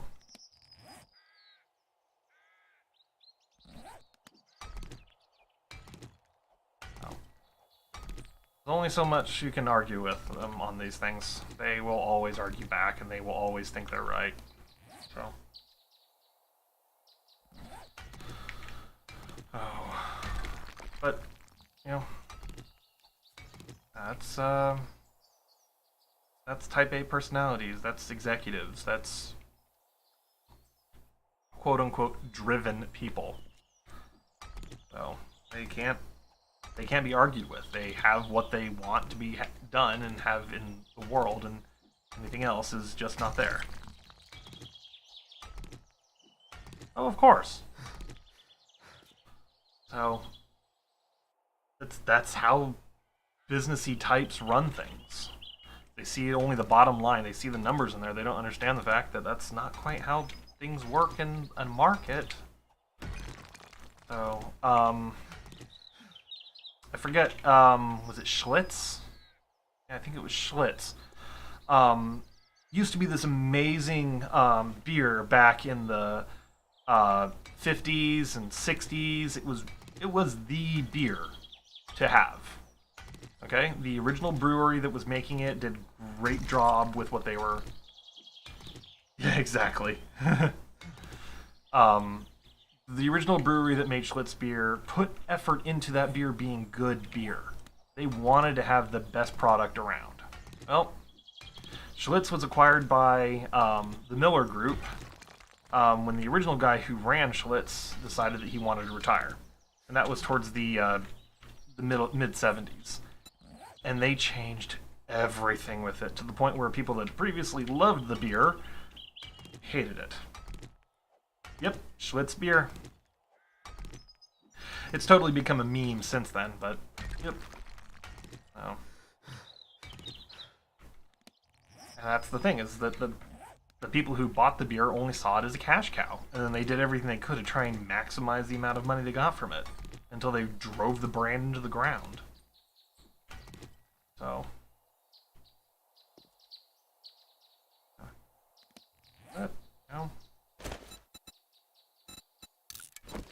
what can you do, right? So. Oh. But I think eventually they shut down the whole Schlitz line towards the late 70s, early 80s. So. But this type of thing happens all the time. You only have to look at New Coke in the late 80s, early 90s in order to see an example, a more recent example of that. Or, oh, what was the, oh, there was like a prepackaged food company. I want to say it was Banquet, but it might have been Swanson. That just radically changed a bunch of their stuff, and they pissed off their entire consumer base. Yeah. They don't see these things. I think it was Swanson, actually. So.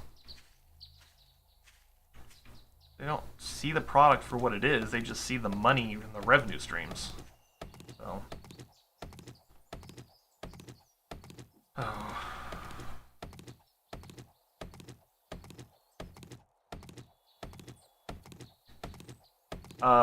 Hang on a second. I need to go watch Freaky Friday 12. Yeah. Or oh, what was that?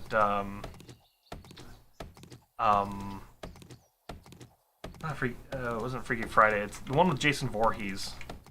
I never remember the name of those guys, but yeah, have my inventory menu, please. Go. Same thing though. They just make sequel after sequel after sequel. That's kind of what Disney almost did with Star Wars. Because the sequel trilogy was terrible. I'm sorry, I'm just going to come right out and say it. The sequel trilogy did not need to be made like that. No.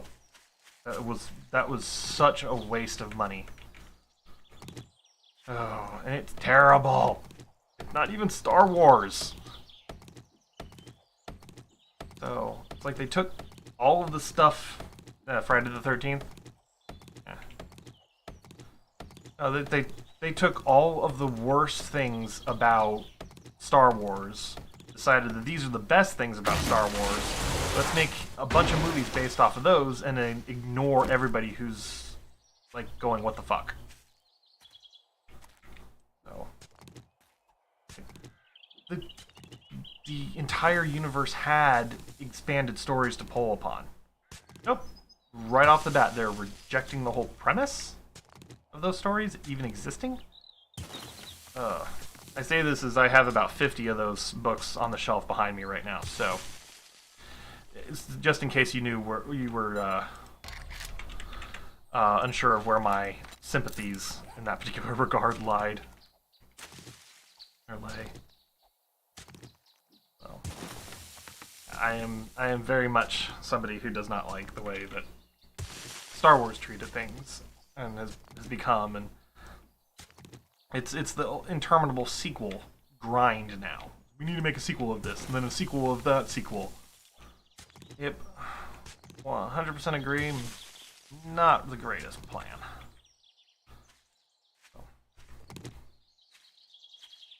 I do like the way Disney is like making live action versions of some things. That's kind of cool.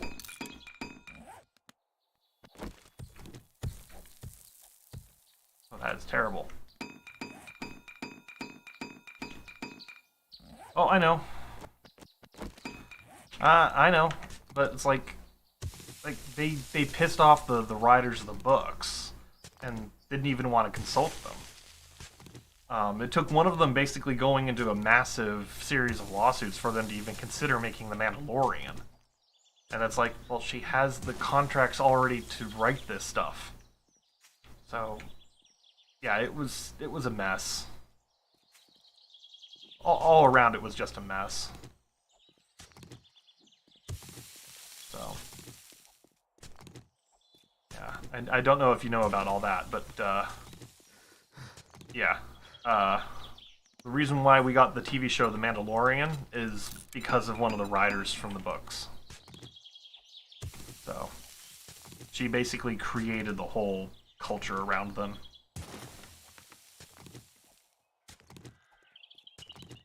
The newer ones or the original ones? 'Cause I have most of the original ones. May I have my arrows, please?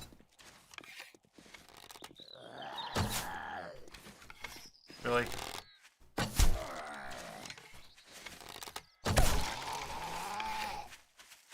So let's not head over there. Her. That's some damage.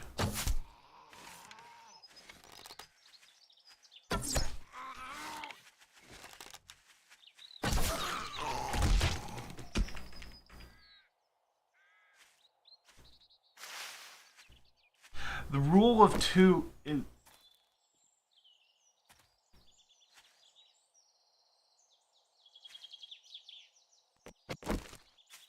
Sorry, I thought I heard something. The rule of two is such a good series. Yep, of course, I'll be here. So...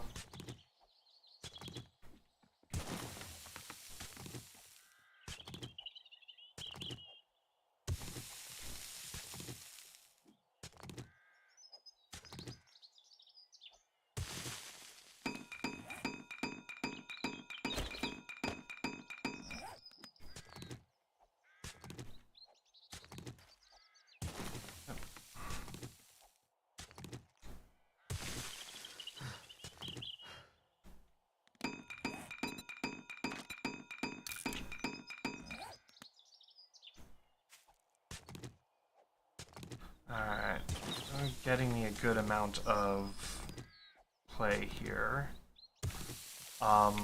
As I keep converting this to cobblestone, I know I'm going to just carve through all the stone I just mined a little while ago, but I've got 1,100 more, so that's not a big deal. There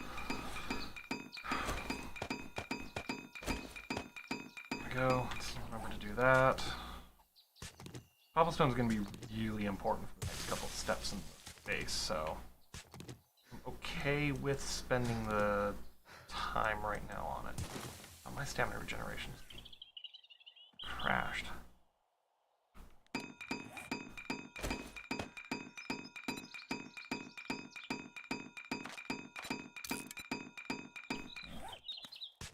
Fortunately, these blocks are only 200 durability. They still take 3 hits to break. That's still a good amount of clay out of each of these, so...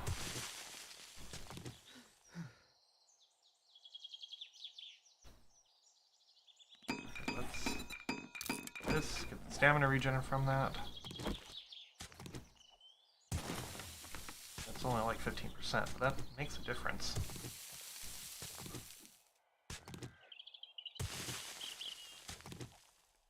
I think I'll keep mining clay right here until about 11 a.m.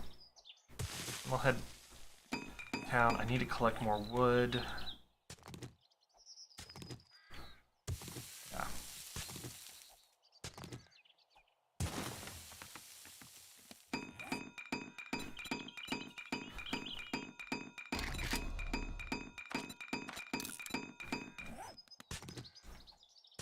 That train of cobblestone flowing. See, I got... If I go into town, I can get more resources, but if I stay out here, I can get more wood. There's wood in there, so... kind of 6 of one, half a dozen of the other in terms of, like, strategizing.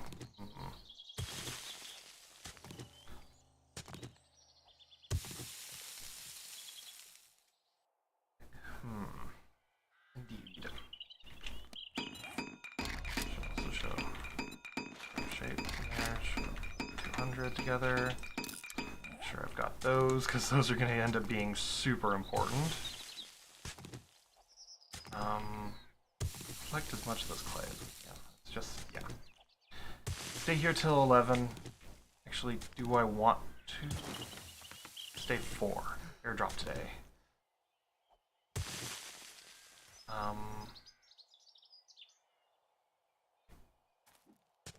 Not expecting that, but it's not an unwelcome change.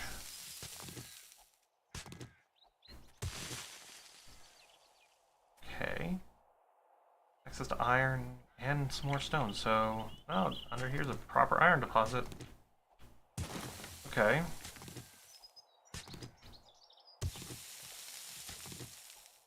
do...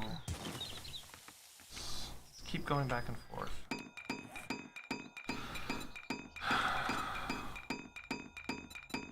Not that one.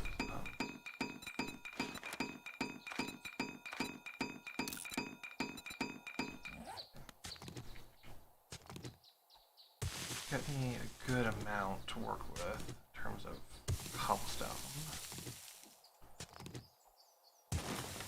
I can also throw some in the furnace, or in the forge, so I don't run out there.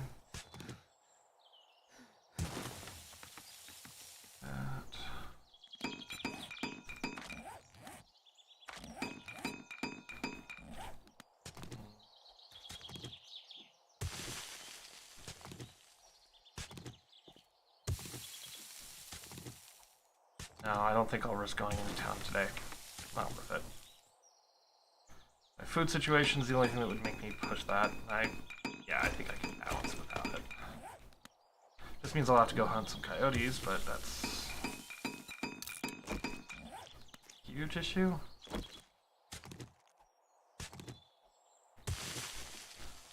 So that means I'll just keep digging here until the airdrop happens. Okay. Slight change of plans, but not that serious.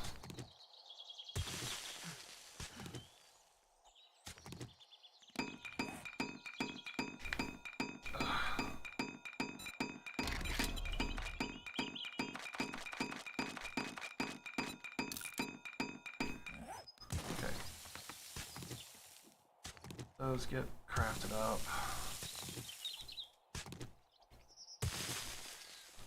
Nice little boost to my total stamina.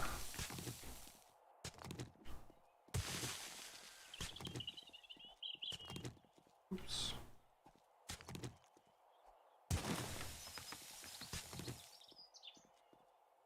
Oh, this one's got even more iron exposed than that one.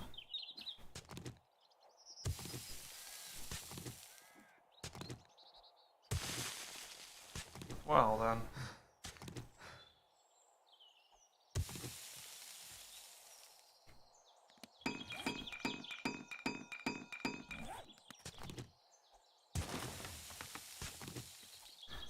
I need to collect a lot of wood.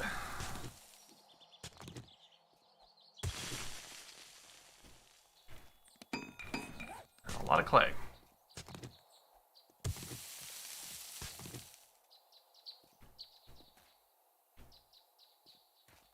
Stamina regenerate just a little bit more.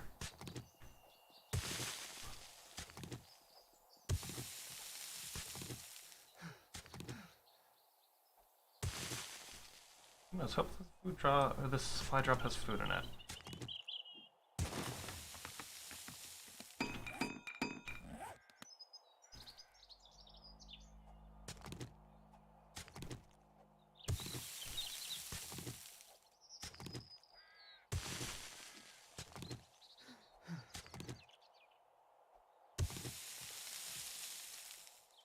Okay.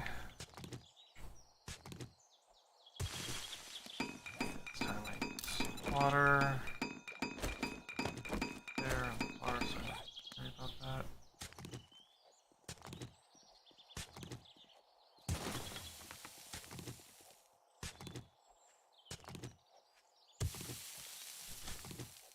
Kind of. Yeah, when it comes to, the clones that survived the Clone Wars, actually, there were quite a few that were adopted by, members of Jango Fett's own, clan. So, there's actually a whole, arc in, I think it's Bloodlines, about Boba Fett trying to track some of them down, because he's having some health issues, and they might be able to help. So, it's nice that they go into that kind of detail. Not all science fiction franchises or fantasy franchises go into that kind of personal details of, you know, what somebody could be experiencing and the consequences of decisions that other people made. So.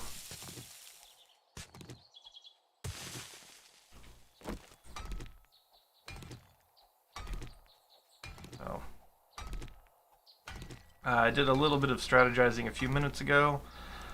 It's day 4 on noon on day 4, and then noon on every third day after that is going to be a supply drop. So that's something I'll have to keep in mind. Supply drops are going to be kind of important.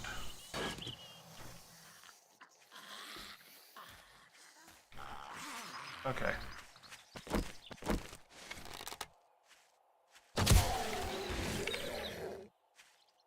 Was not anticipating that, but I will gladly take it.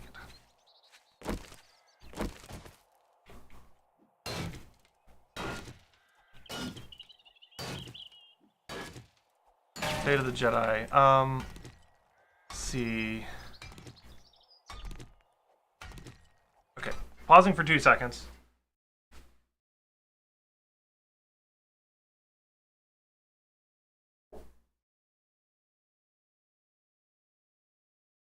Okay.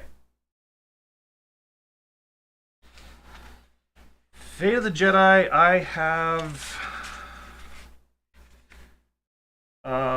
currently I'm holding in my hand Outcast. Is there a page in there? Yeah, I have Outcast through, I believe, Omen. No, not Omen.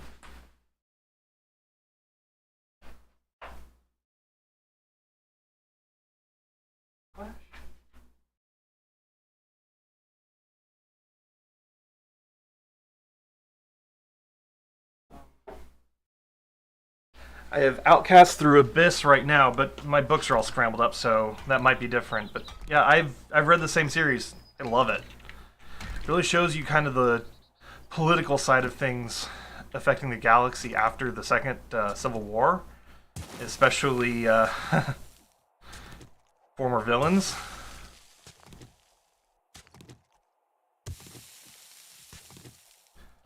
Yep. That actually happened relatively frequently because clones, for some reason, bred very well with Twi'leks. Forget if it was in Darksaber where that's discussed. Yeah, it's actually brought up in the books. It's like clone soldiers actually had very compatible genetics with other near-human species, which was an uncommon occurrence. So.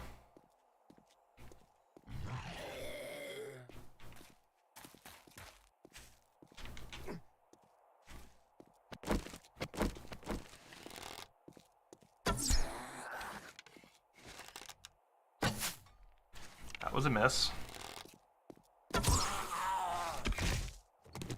Okay, headshots deal real damage now.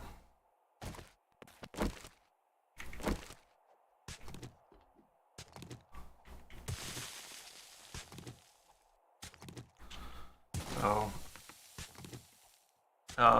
but by far my favorite of the expanded universe novels is Star by Star. Don't know if you've read it, but it takes place during the Yuuzhan Vong War. It's at it is literally the peak of the war, where there's more battles happening in more sectors. There's literally millions of people dying every day in combat. It is a really good book, and it highlights just how existential the whole situation with the Yuuzhan Vong was.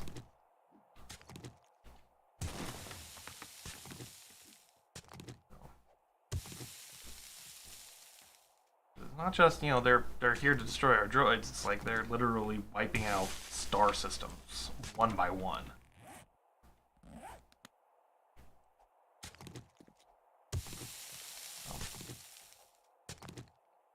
It's a good read.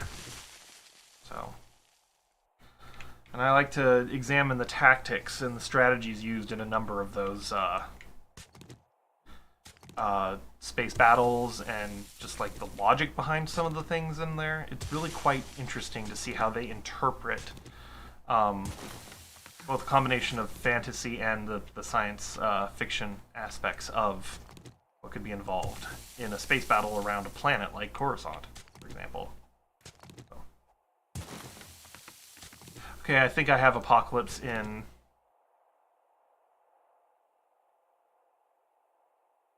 I have Ascension in hardback. I don't know where Apocalypse is. I know I've read it though. That's the one where Abeloth,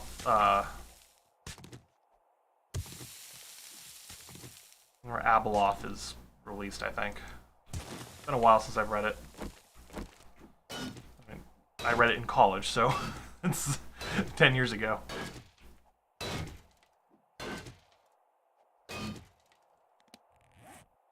Oh, that was tough.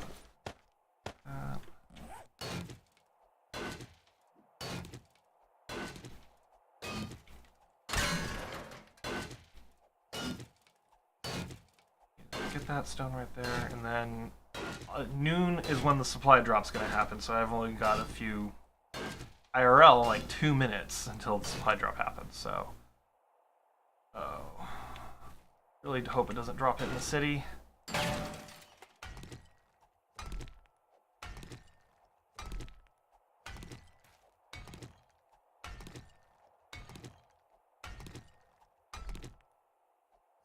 Okay.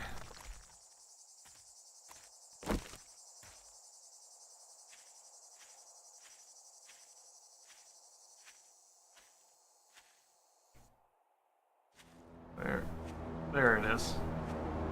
Ah, okay, it's out in the desert. That's not a big deal.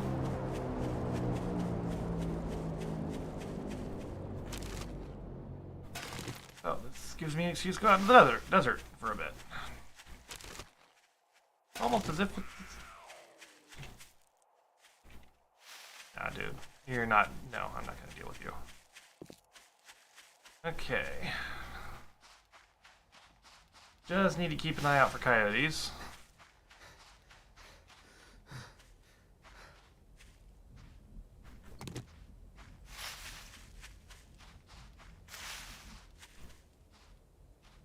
Exactly.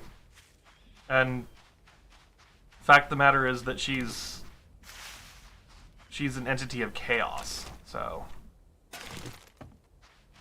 it's the whole Mortis arc from the Clone Wars kind of explores parts of what happened after she was imprisoned. So yeah, it's a real mess just thinking about how influential and how powerful she is just as an entity. So, and if you've read the series about the Dark Nest series, it's a trilogy, I believe. Yeah, it's a Dark Nest trilogy. Yeah, you kind of understand just how old she is and some of the other entities in the galaxy are. So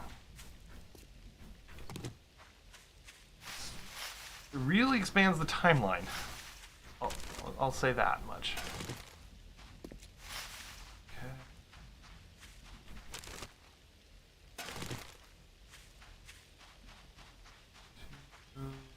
Use this as an opportunity to collect as much from the bird's nest as I can, which is getting me eggs.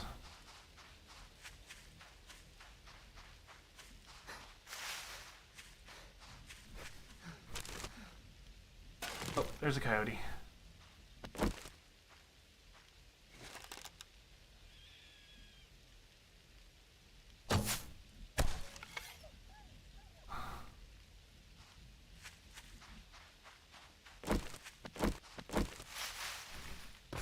More meat. Okay.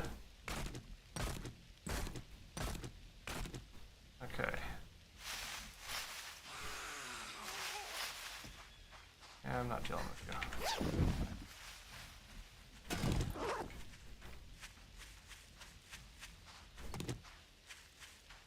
Okay.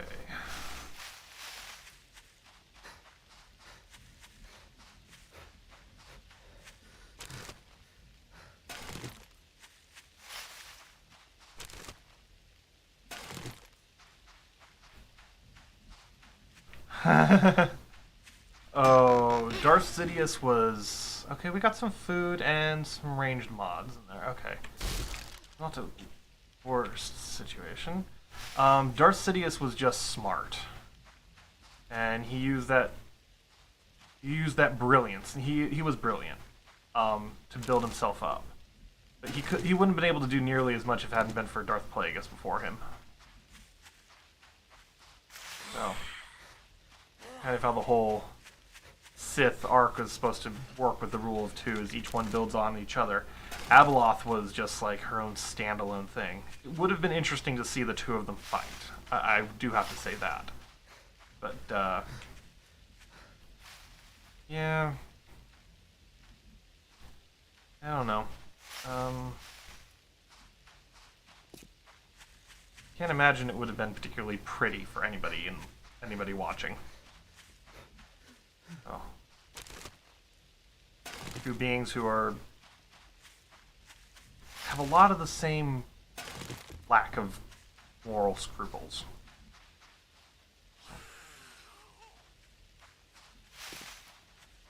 Let's see, get this real fast.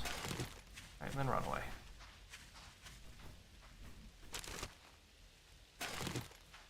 Lots of eggs. What I like to see.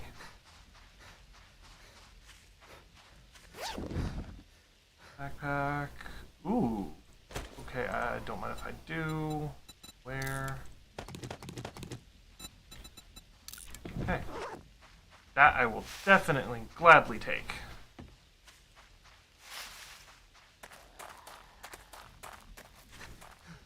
Okay.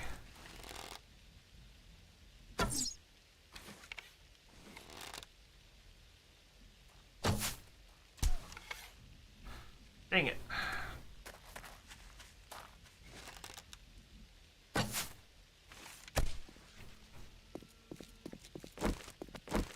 That was more luck than anything else. But cool. Or meat.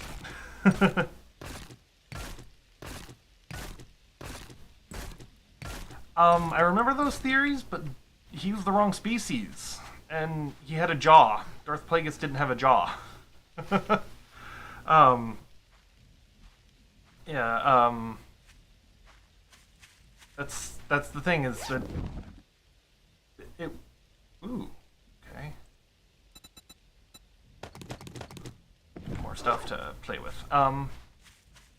That's the thing, they kind of left a lot in there for interpretation and kind of play around with, just so they could keep, playing with people, and they could keep tricking people.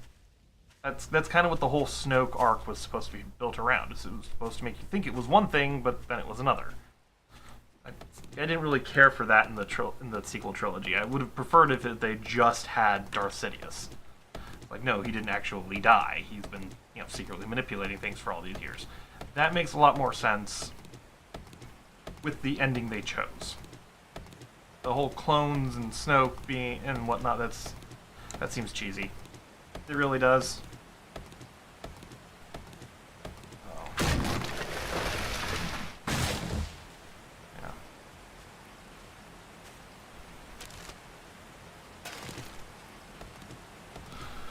Oh well. Ooh, thunderstorm. Yippee. What person's up there?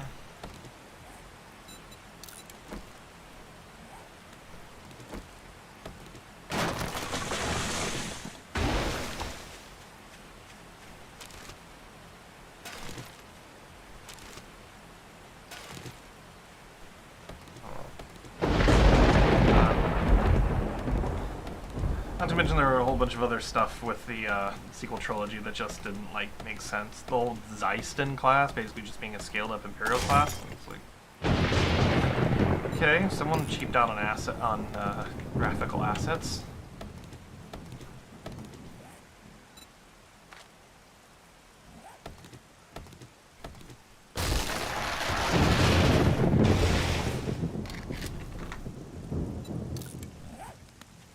Going. There goes my stamina again. There goes my hunger bar again. That's okay. I don't know, if I had been a writer on the sequel trilogy I don't think I would have brought a Force user into the mix in the first place. I would have kept it purely just normal people. And, you know, maybe had Kylo Ren... I don't know, that he really should have been just Jason Solo, but... they couldn't leave well enough alone on that. I don't know. Maybe I just let him be. More on just like the normal people side of things. So.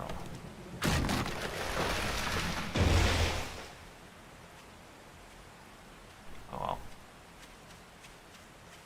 What's done is done, so the franchise has the movies.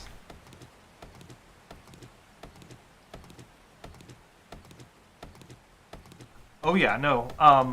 The reason why, and trust me, this was... Mace Windu grabbed one other excellent Jedi Master in the form of Kit Fisto. And then he grabbed some Jedi Masters that I would not have taken into that duel in a million years. Saw Tin, for example. It's the guy, the pink guy that gets killed... oh, is he first? No, it's Elon Koth that gets killed first, then then Saw Tin. Yeah. Saw Tin is not a lightsaber duelist. He's not a Force sorcerer. He's a pilot. Then Elon Koth. He's not a lightsaber duelist. He's a healer. The only lightsaber duelists were Kit Fisto and Mace Windu, and of the two of them, Kit Fisto was the more dangerous one, so Sidious killed him as soon as he could. Yeah, but Mace Windu didn't take the Jedi Master, so... Were I Mace Windu in that circumstance, yes, I'm taking Kit Fisto. But I would have also taken Scene Drawling. And... honestly, I would have taken, oh,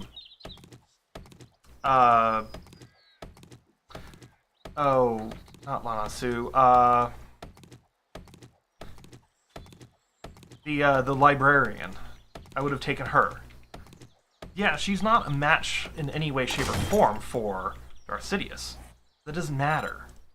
She is the most learned and most experienced person when it comes to Sith sorcery in the Jedi Order at the time. With the exception of Master Yoda. She would have, if she'd stayed in the back, she would have been a serious threat from a force and or perhaps even just like a mental combat standpoint. Here's a zombie. Ah, it's a crawler. When the Jedi that he did bring, none of them had that particular ability. So, and it's, yeah. So, I don't know, I would have done things much differently, but I mean, bringing two Form 2 Masters in the form of Scene Drawling and Kit Fisto, oh, they would have cut Sidious to ribbons. They completely would have cut him, or Form 1 Masters, yeah. Exactly. So, but Yoda was on Kashyyyk at the time, so he couldn't be there. So, yeah. No, which I very strongly suspect that was Sidious manipulating things so that way it would be Yoda that had to go to Kashyyyk. So. But, you know, Sidious is manipulative. We already knew that. Okay. I think it was the barbed wire that carved through my wood earlier, so. Right, as much about it right now, but I do still want to keep that in mind. This way.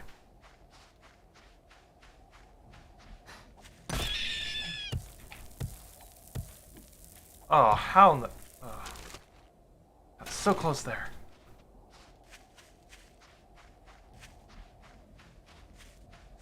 Did it once.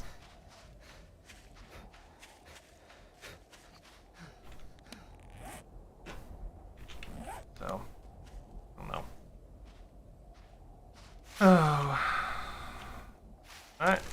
I'll be here for a bit, so...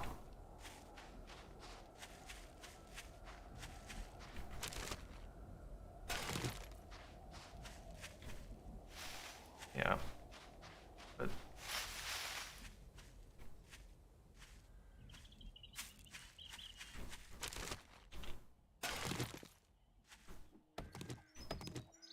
Oh well.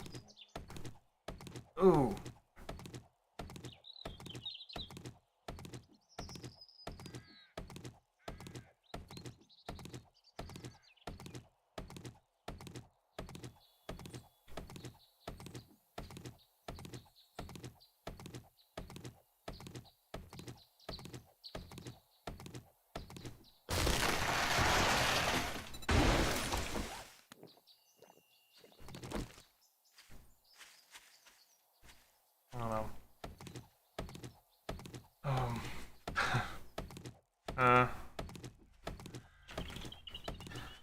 I don't know. We can talk about the Jedi Order and their many mistakes and whatnot. Till we're blue in the face, because I certainly can. But oh well. Kind of one of the things that happens with as an organization, agents like the Jedi Order, that you're undoubtedly going to get the dogmatic individuals that can't see the forest for the trees. So. Unfortunately, Mace Windu was one of those. Actually, let's go grab water, which is here. So, that may be why he decided to bring Sasay Tin and Ilm Koth. Like, Jedi Masters, that should be enough. No, it wasn't. It wasn't for a very good reason.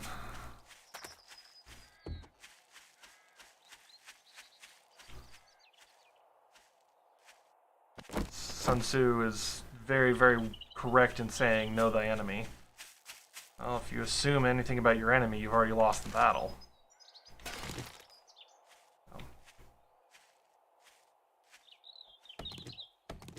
Yeah.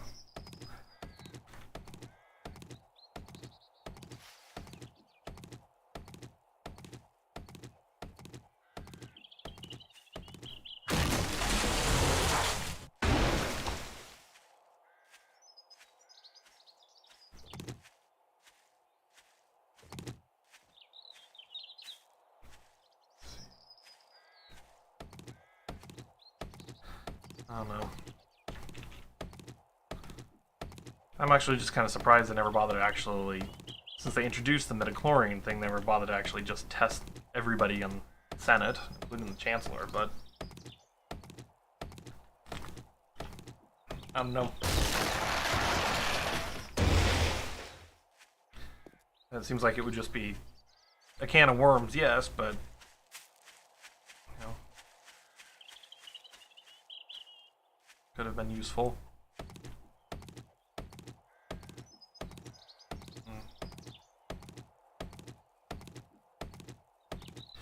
Oh well.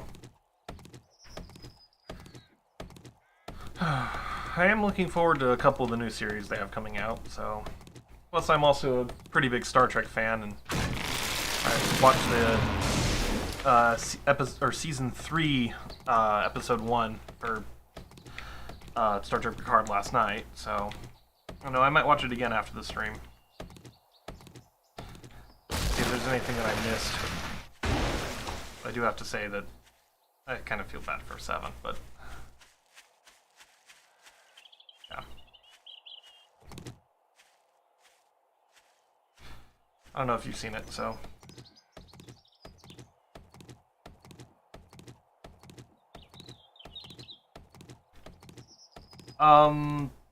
That sat on the Jedi Council with an eye patch. Was he short and pink? Because that would be, oh.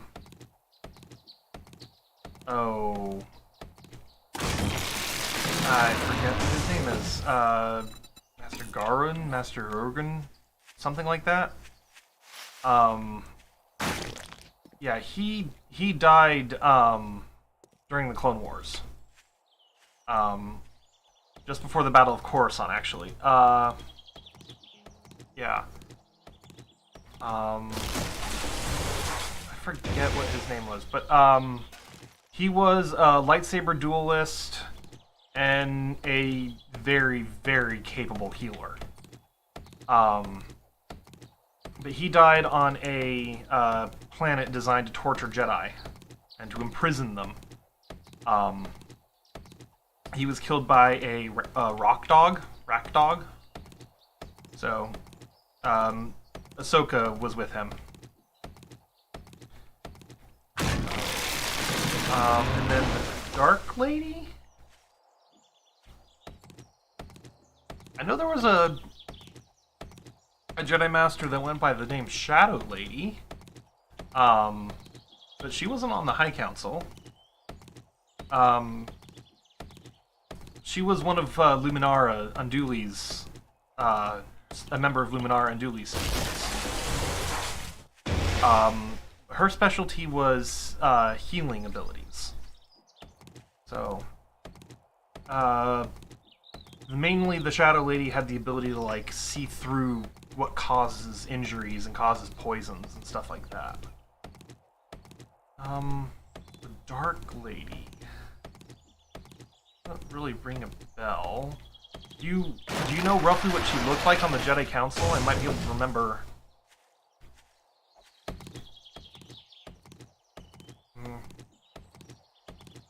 Barriss Offee. No. So Barriss Offee was I believe the same species as Luminara Unduli, but was not the one that went by the Shadow Lady. The Shadow Lady was actually older than Luminara. So, whereas Barriss, I think, when she's finally arrested, is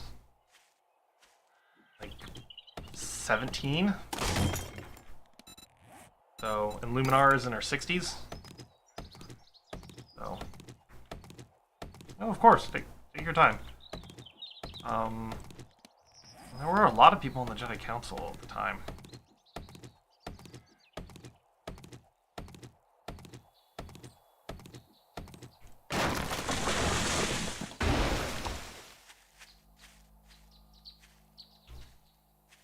Think of who else would have been on the council roughly around that time period.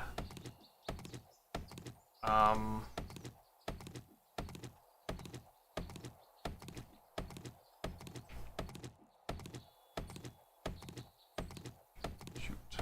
Peel. It was the guy with the eye patch is Master Peel.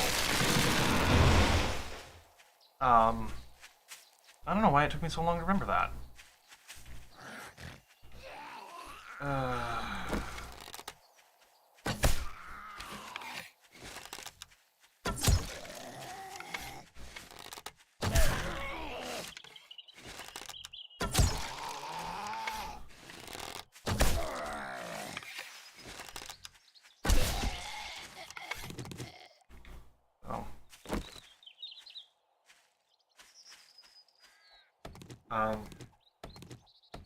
Yeah.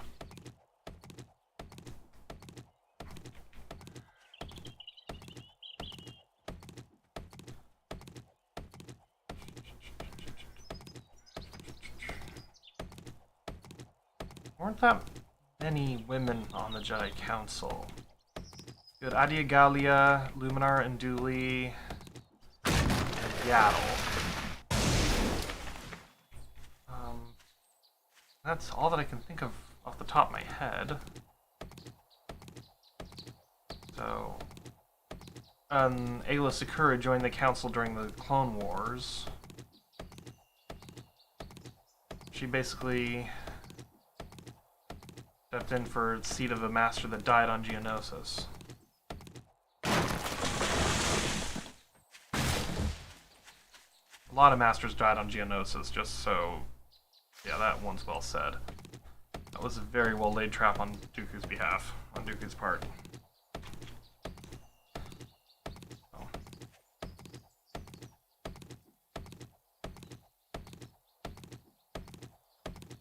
Let's see.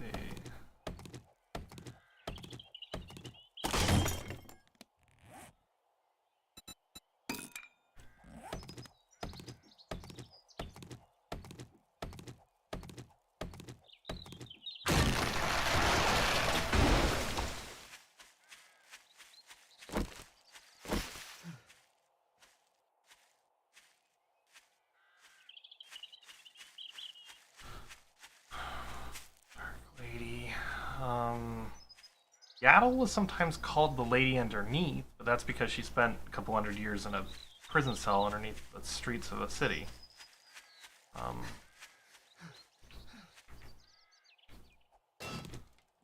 Yeah.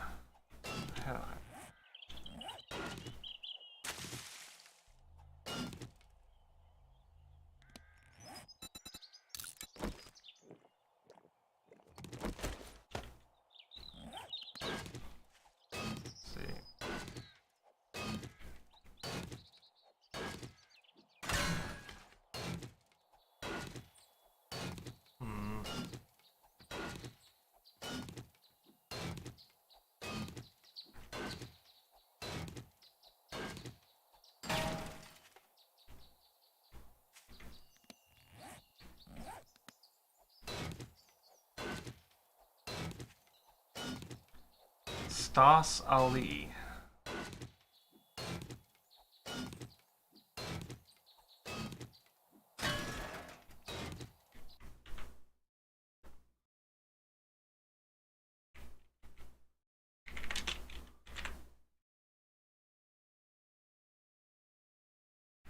Oh, that's Adi Agalia's older sister, or younger sister. Yeah, they're both Carillion, I think. So, but yeah, they are they're both pilots. They're not lightsaber duelists. With I believe Stas Ali also did something with battle meditation.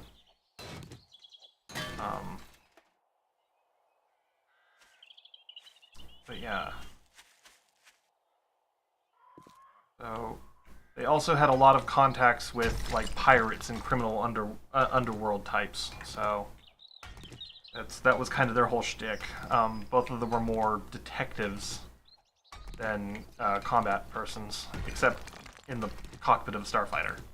Both of them were starfighter aces, the likes of which only Anakin Skywalker could compete with.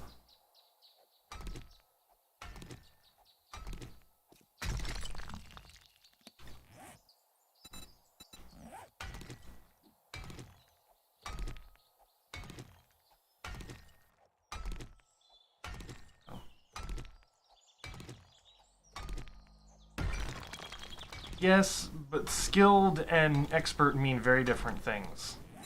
So, case in point, Scene Drawing did not sit on the High Council, yet he is probably the most skilled lightsaber duelist in the entire Jedi Order. So, being literally the arms master for the entire Jedi Order. He didn't sit on the council. So, I don't know.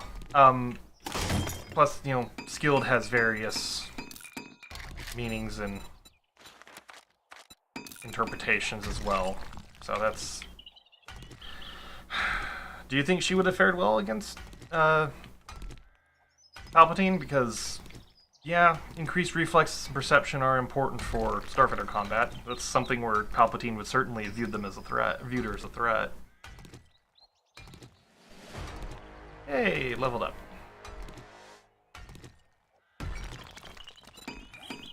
Where can I spend that point? I'll save that for a little bit. Okay. So, I don't know. I think if I really truly had to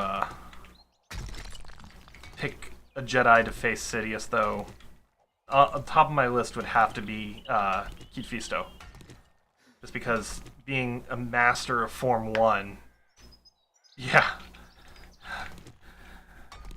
You could have studied Form 1 all you wanted, but a master of it could beat pretty much anybody. So, and Sidious knew that.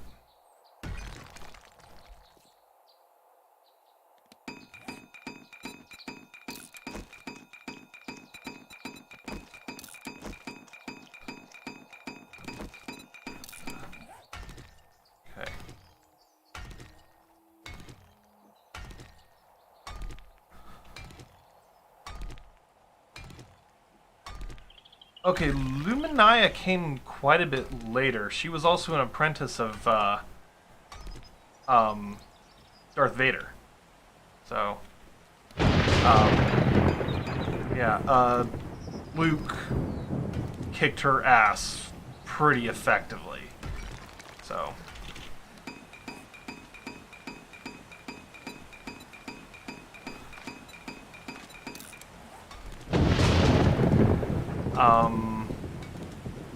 yeah, what made Luminia dangerous though was that she used a very specific weapon, a light whip. So, yeah, no, that's this because I have plenty of red tea to spare. I'll need to collect more. Day 5, I need to collect more chrysanthemums. So, yeah. Luminia was just all around, though. She was a terrifying character. So, you're probably familiar with the person who speaks out of both sides of their mouth. Well, that literally is Luminia. She is... No? Wrong person again? Luminia manipulated Luke Skywalker on multiple occasions, and then later down the line, she tried to corrupt Luke's son, and Luke cut her to ribbons for that, among other reasons, because he thought Luminia had killed his wife.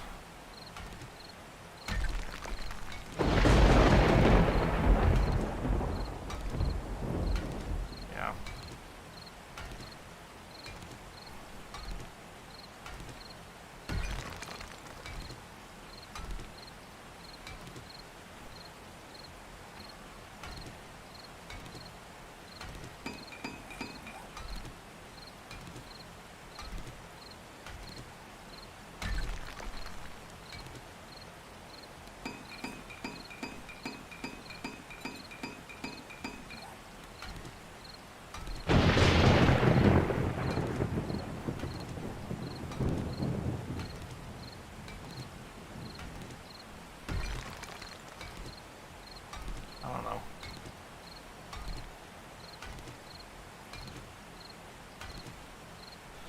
I think I'll continue here until about 9 o'clock or so, and then I'll head back to my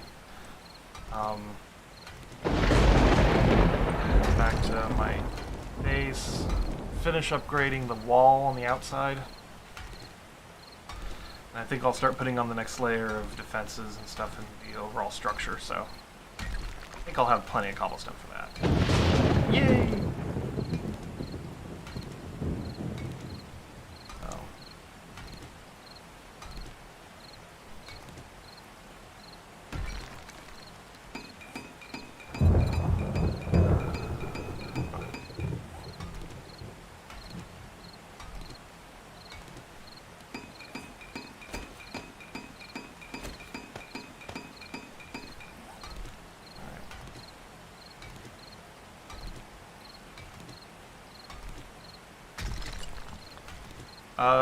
Jedi Master Luminara Unduli.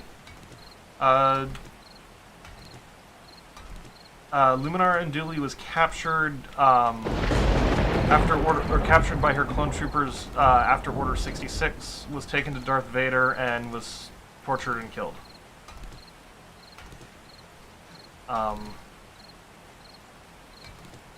Yeah.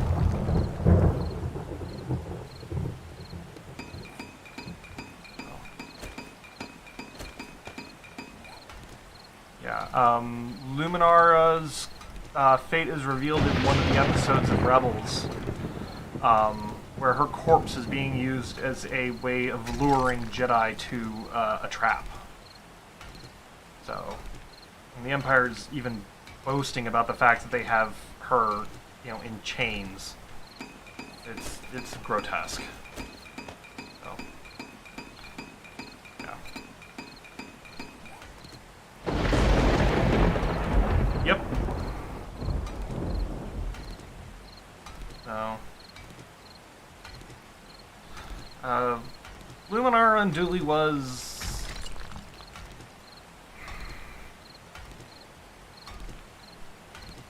So, probably one of the more conservative members of the Jedi Council under Yoda. And not in a good way. So, she had a tendency to put certain beliefs in her prejudices ahead of what actually was needed in the circumstance. So, a good example of that is when it came to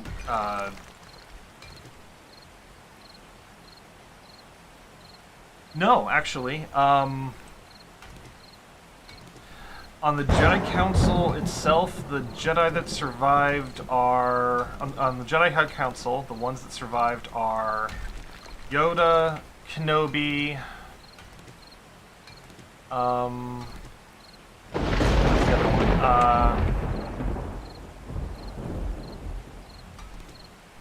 Oh, shoot! I'm not remembering the name of the.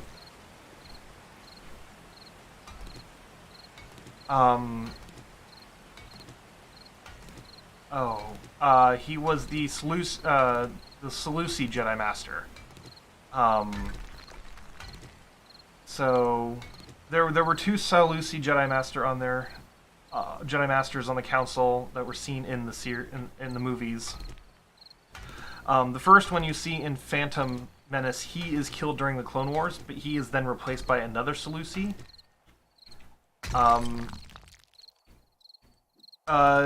Yaddle died before Order 66. Dooku killed her. So, yeah, Dooku and Sidious killed her. Yeah.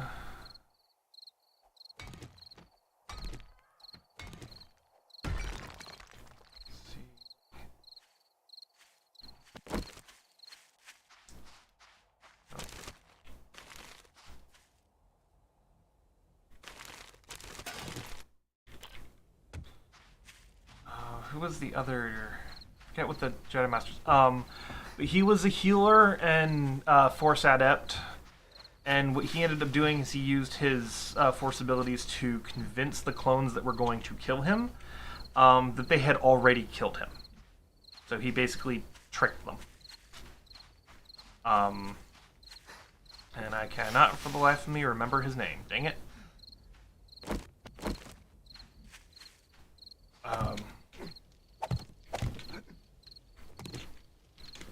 Yeah, that's the only one I can think of, really.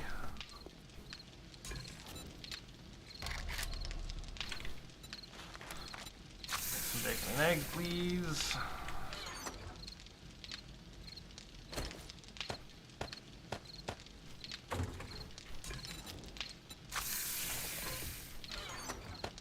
Alright.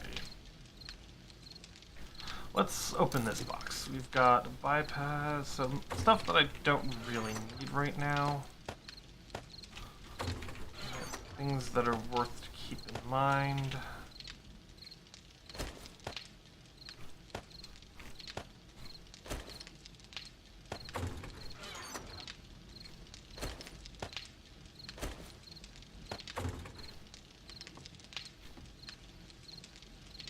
Oh, no, Shock T.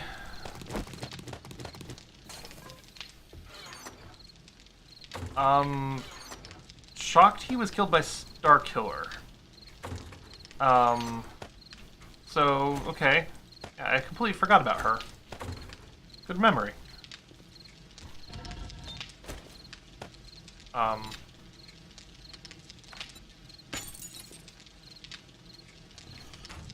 Yeah, Shock T.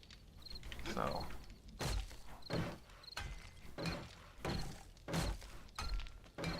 She's actually eaten by a Sarlacc, but yeah. Have you played the Force Unleashed video games at all? Or read the books? So, Uh, memory serves, she says that she escaped by having some clones that refused to follow the order and helped her escape.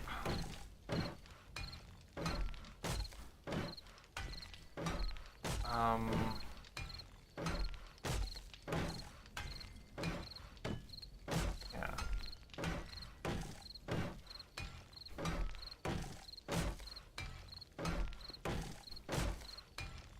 Let's see, there were 15 people on the High Council?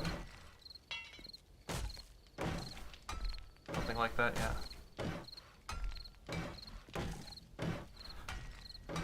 Well, the thing is that's what made Order 66 so insidious in the way insidious. Haha.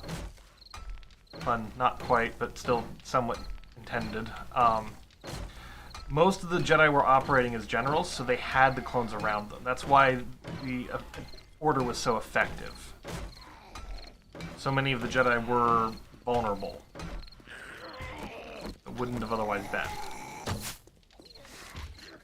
Dude, really?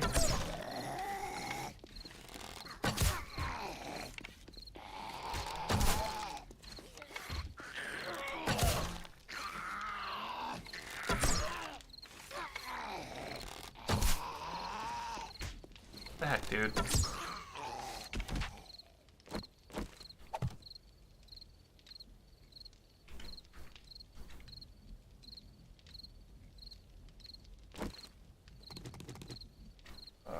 Where did you damage? Okay, he didn't do much damage, that's good.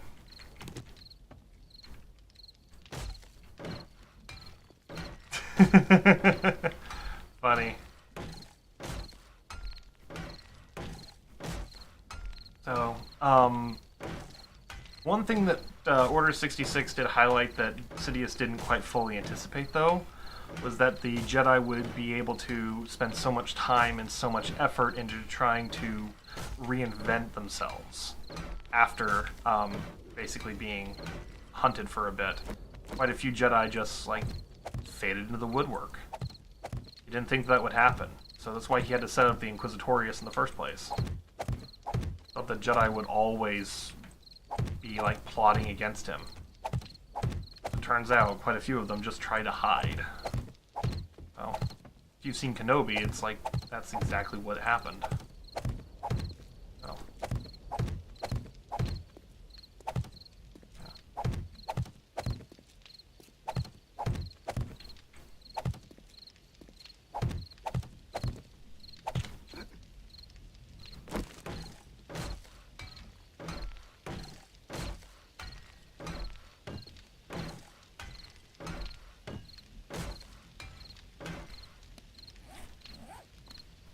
Probably.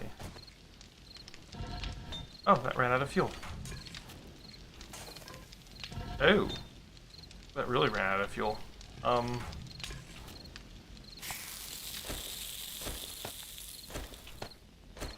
Do that. Down there, and... Wait, what did I put in the wrong box? I need to remember to go get some more coal.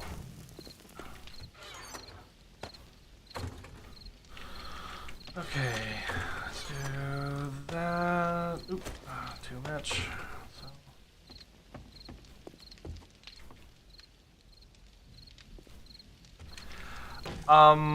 So the Force doesn't create energy out of a vacuum. Okay, so if you're going to use the Force to telekinetically lift an apple and float it across the table to the love of your life, that takes a little bit of energy. Okay? Normally speaking, a Jedi draws upon the good emotions around them and builds themselves up in such a way that that energy drain is minimal. That's not possible for a dark side user. One, they have to draw upon negative emotions, which are not an infinite well of energy, and two, they are not always using things in such benign ways. So that means the energy that they have to use for each individual action is amplified. Greatly so. What happened to Sidious's face probably happened several decades prior to the fight with Mace Windu.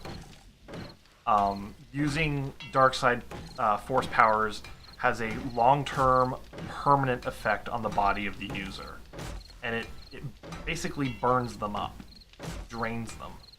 Sidious was in the latter stages of that already long before he became Chancellor. He just kept hiding it with a type of glamour effect that he used through advanced force techniques.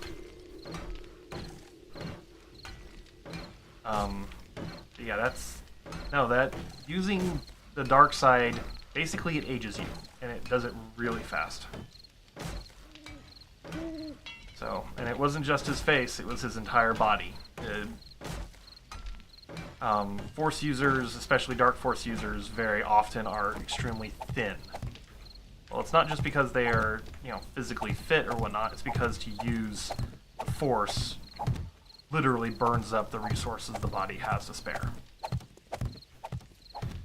Well, Sidious took that to extremes, relying on the dark side, his dark side powers almost as a matter of course on a daily basis. That just... Yep. It's almost like projecting a psychic hologram around yourself. So, and that's one of the reasons why Sidious actually liked holograms so much, because he could project and use the hologram to present whatever look and whatever face that he wanted to at the time. But he did that quite frequently. He was known for his addresses as Chancellor. Well, the reason he was giving such addresses is because it allowed him to relax and use a hologram that was programmed with the image that he wanted to actually transmit his face. So, yeah, that's the reason why he looks so old, basically. It aged him. Sheev Palpatine was around 50 years old when he became Chancellor. But his physical body probably would have looked closer to that of like a 100 or 120-year-old when he became Chancellor. And 35 years later, when he died,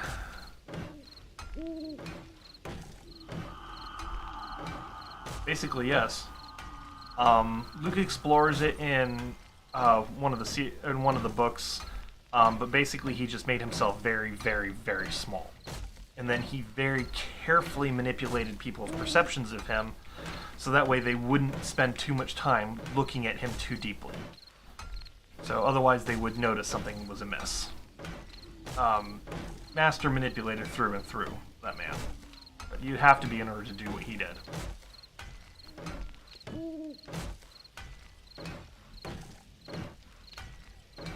So.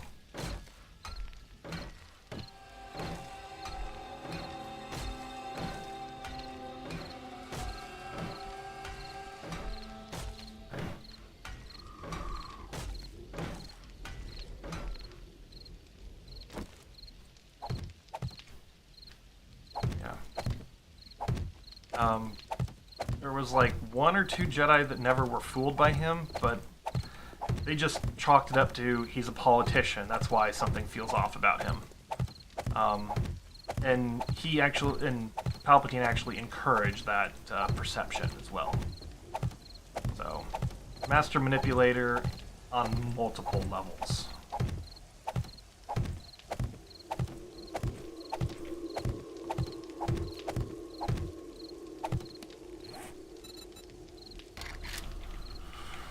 Shapes. Let's make a few hundred more of these.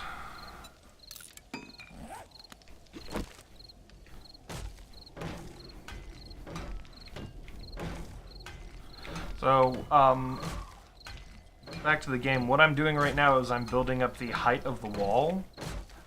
This will help control some of the zombies that we'll be attacking, but also will allow me to have more internal space to work with within the structure.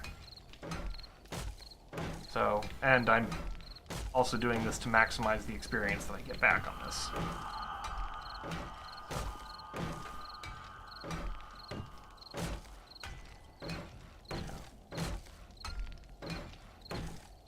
So this is currently my primary source of experience.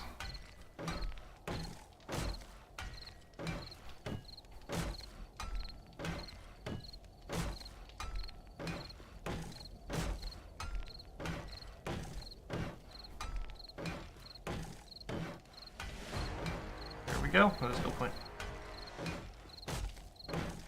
Oh, of course. He had actually. I don't know if you've read all of the Dark Force books, but he had clones of himself in multiple places. So this being his primary one, but he also had one at Wayland. What was the other planet? Was it not Ziost?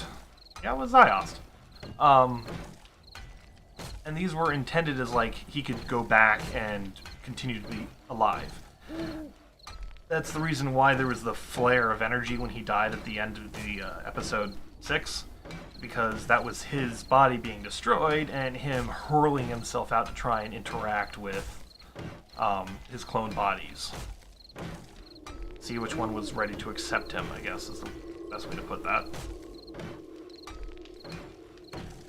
So, but yeah, he did a lot of messed up stuff. And the clones were just the beginning of that. So.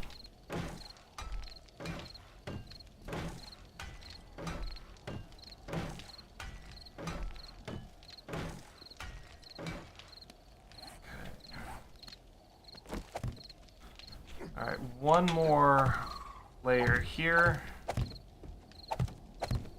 Actually, I probably will go 2.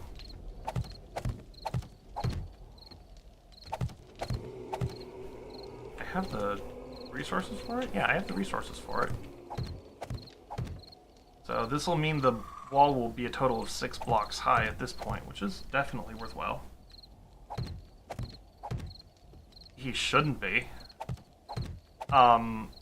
So the reason why he was able to transfer his essence, so to speak, is because Darth Sidious isn't one person.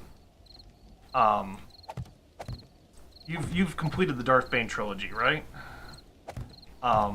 If you have, then you know that, technically speaking, there is still the question up in the air on whether or not Darth Bane actually dies at the end. And that was intentional, to try and lead the reader into thinking, well, maybe he didn't die. Maybe he's still around. Those powerful Sith to alive might still be. Where is that? Where is it? I just heard a banshee.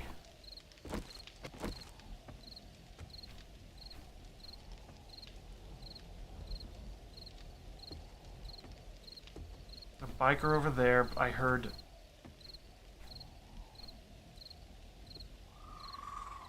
I heard a banshee. I know I heard a banshee.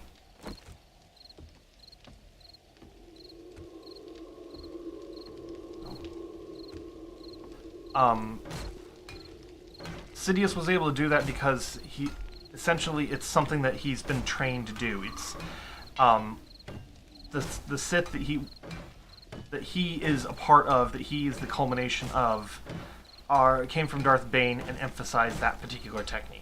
So no matter what, he's going to have that ability to a certain extent. Now, whether or not for sure that means he's coming back in the movies or the books or whatnot is anybody's guess.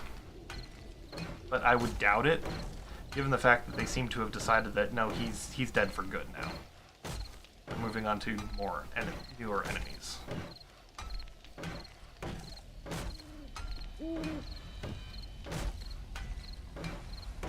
So, which on the one hand is a good thing. So, new enemies means new story arcs, new directions they can take things.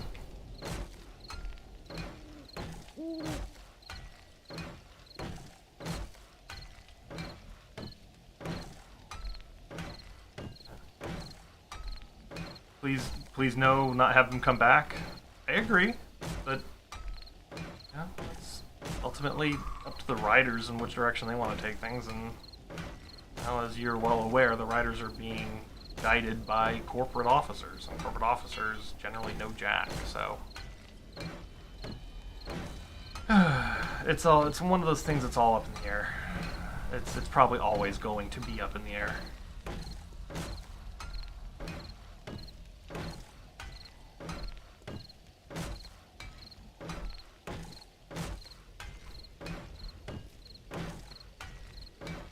did he make a good bad guy? Oh, of course.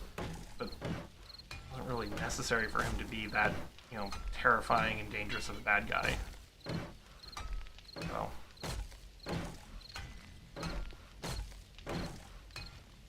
You basically already got that with the Rise of Skywalker. That was Sidious 2.0.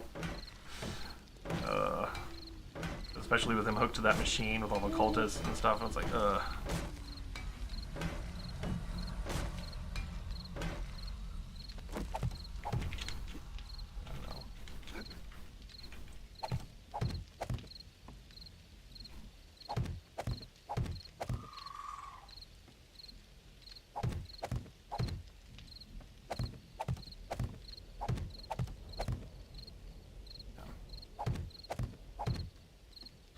Alright, I think this is going to be the final layer to the wall here. So the bulk of the wall below me is going to be taking the majority of the damage during a fight. This upper portion just here is to, you know, give me a place high up to stand on. As well as pumping me full of experience, which I am not going to say no to.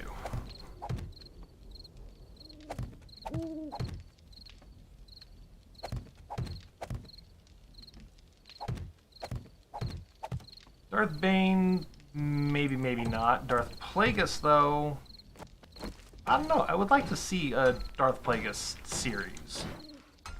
Doesn't necessarily have to be, you know, with him coming back. It could be about his early life.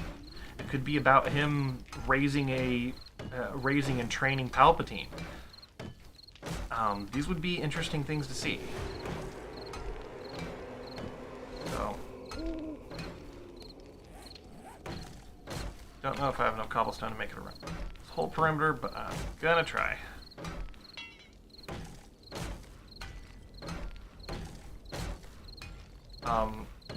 It would be interesting for me if they were to actually explore some of the other powerful Sith. Like, I would love to see Darth Krayt. He would be probably the most cool new bad guy for them to introduce. So. Frankly, it would make sense for them to start moving on to a new enemy. Especially someone with as complex as a backstory as Krayt. Like, yikes. So, plus, you know, there's also the whole connection in there. They could tie it in with Luke and whatnot, but nope, they killed off Luke. Oh well.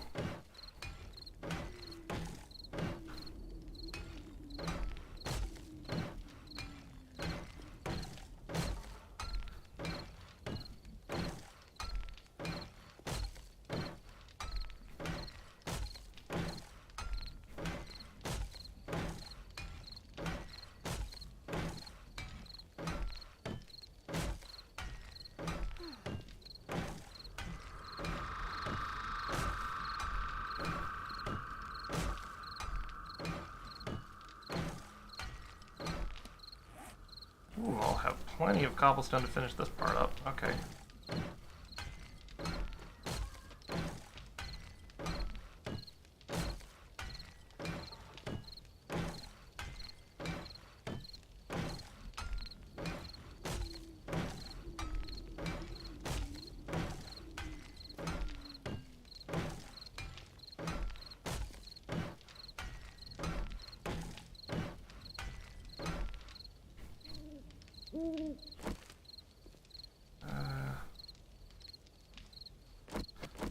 Alright, let's then change this shape to bars.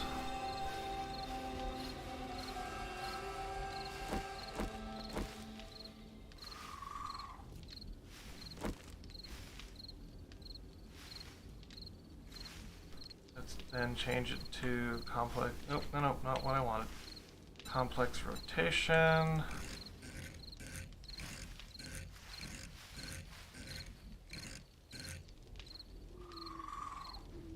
No.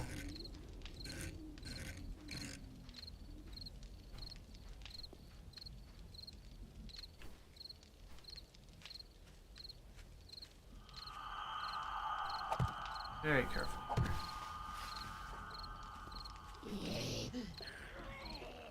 Oh, he saw me.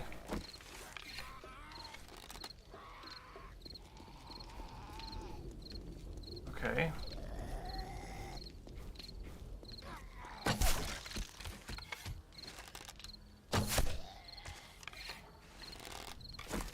Okay.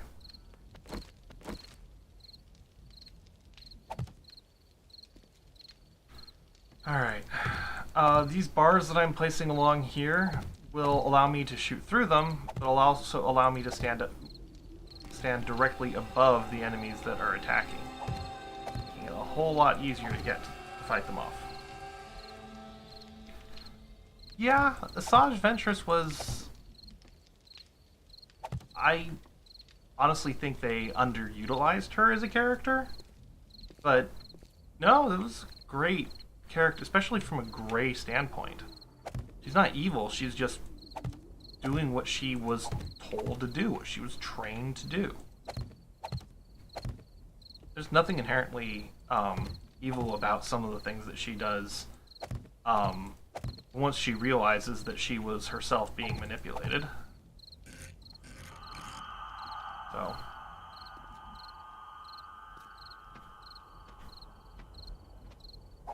she's still a Darksider, but I mean, that's not necessarily the worst thing. So, especially since she understands the reasons why she's a Darksider. So, yeah, she's Gray. She's towards the end, she's very much Gray. So.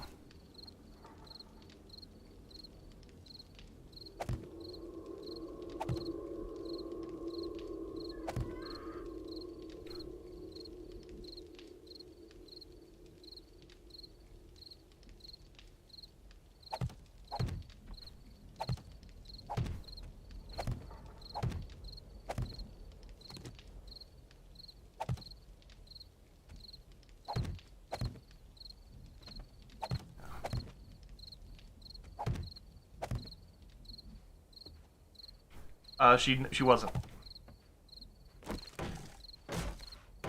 Asajj Ventress, actually survives well past even Darth Vader. She even shows up, during the New Jedi, era, and assists Han and Leia with something. So they don't know it's Asajj Ventress at the time. They think it's just a bounty hunter that's willing to work with them.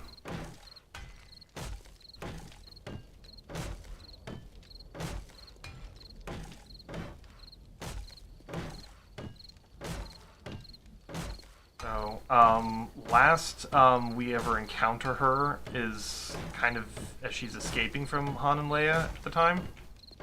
And she's still very much alive.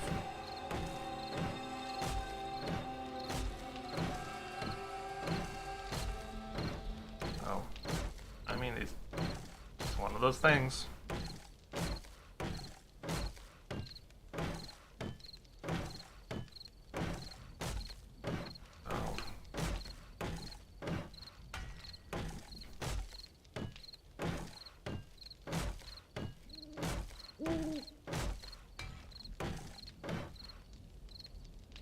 Yeah.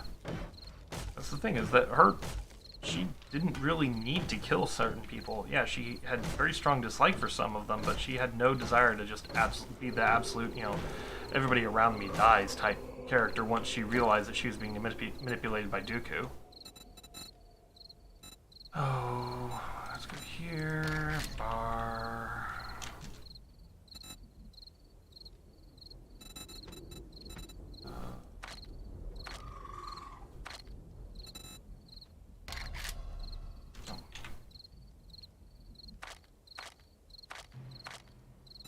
There we go. Too tall there.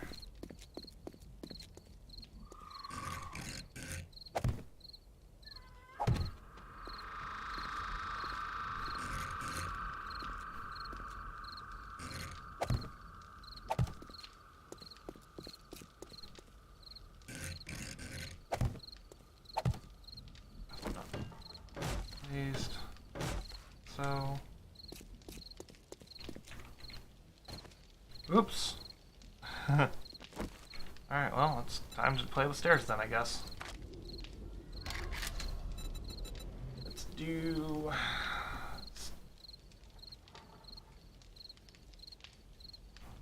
Up there. Alright. Yeah. Not doing anything fancy. Just mirror the same orientation.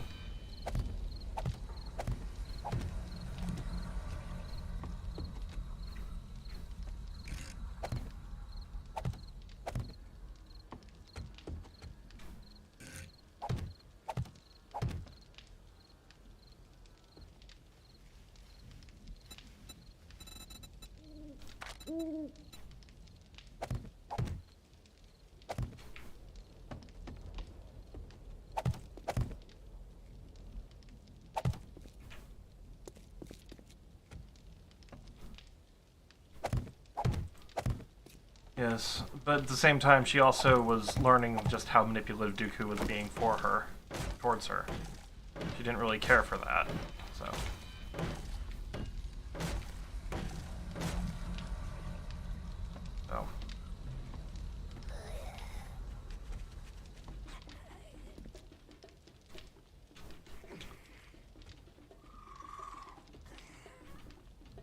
Thought I heard something. Okay.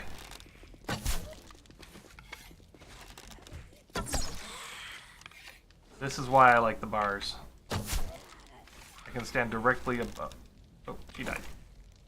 Directly above where I need to stand and just shoot down. Okay.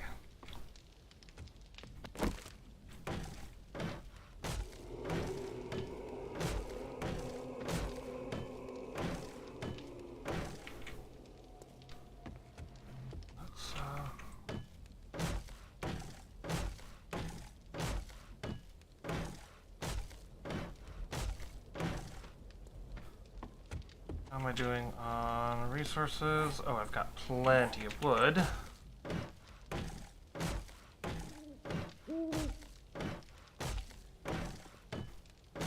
Okay.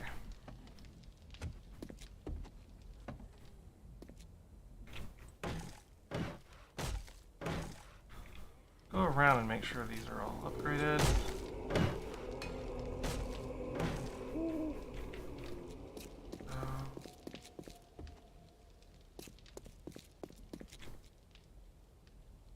Yeah, I'm gonna be glad when you guys can't get to me now.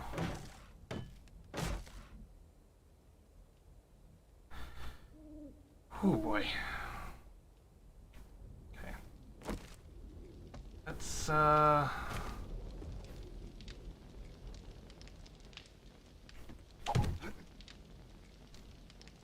it's not going to be structurally sound if I place something there. Okay. This is why we experiment. Means probably the easiest place for me to run a structural element up is here.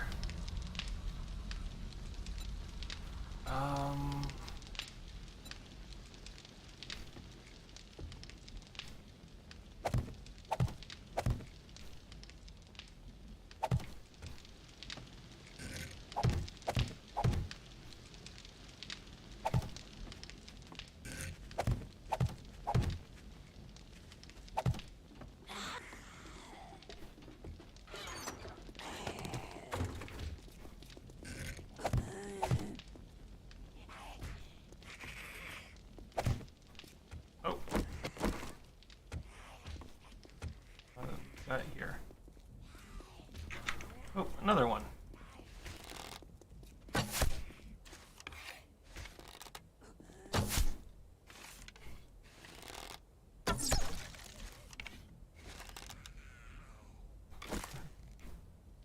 All right.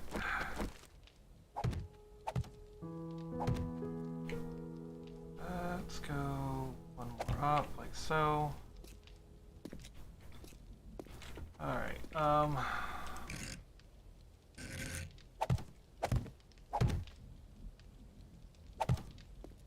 this is going to be how I'm going to support the roof. So, I know this may look like just a small little 4x4, but I'll upgrade it here in a bit. It's enough to form, and it's enough of a block to form a vertical structure, and that's ultimately what I'm going for here.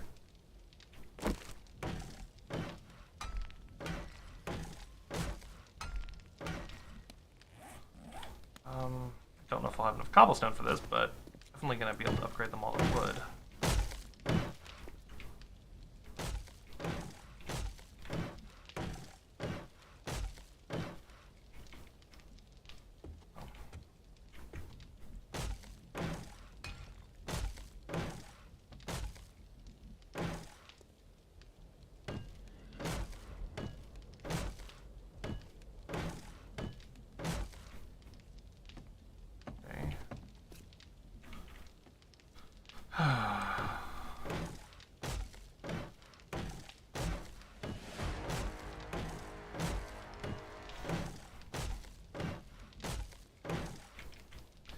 Alright, 5 skill points to spend. So I think I'm going to spend those skill points and then pretty much going to call it a night. Because it's already 10:30 here.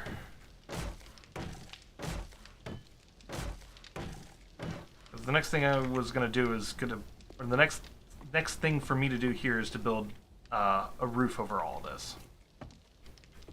Alright, so spending points. Next point should go to Miner 69er. It's too important not to do it.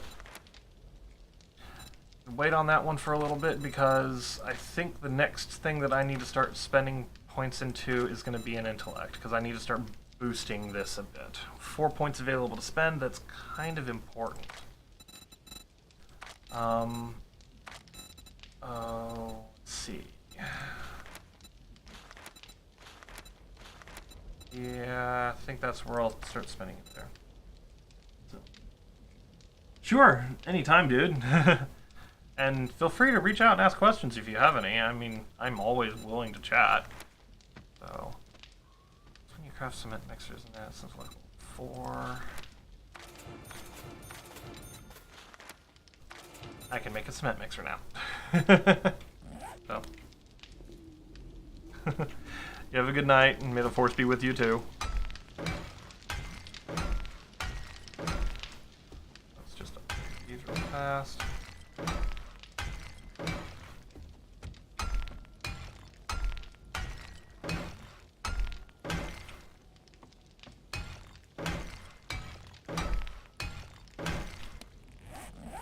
Hardly any left.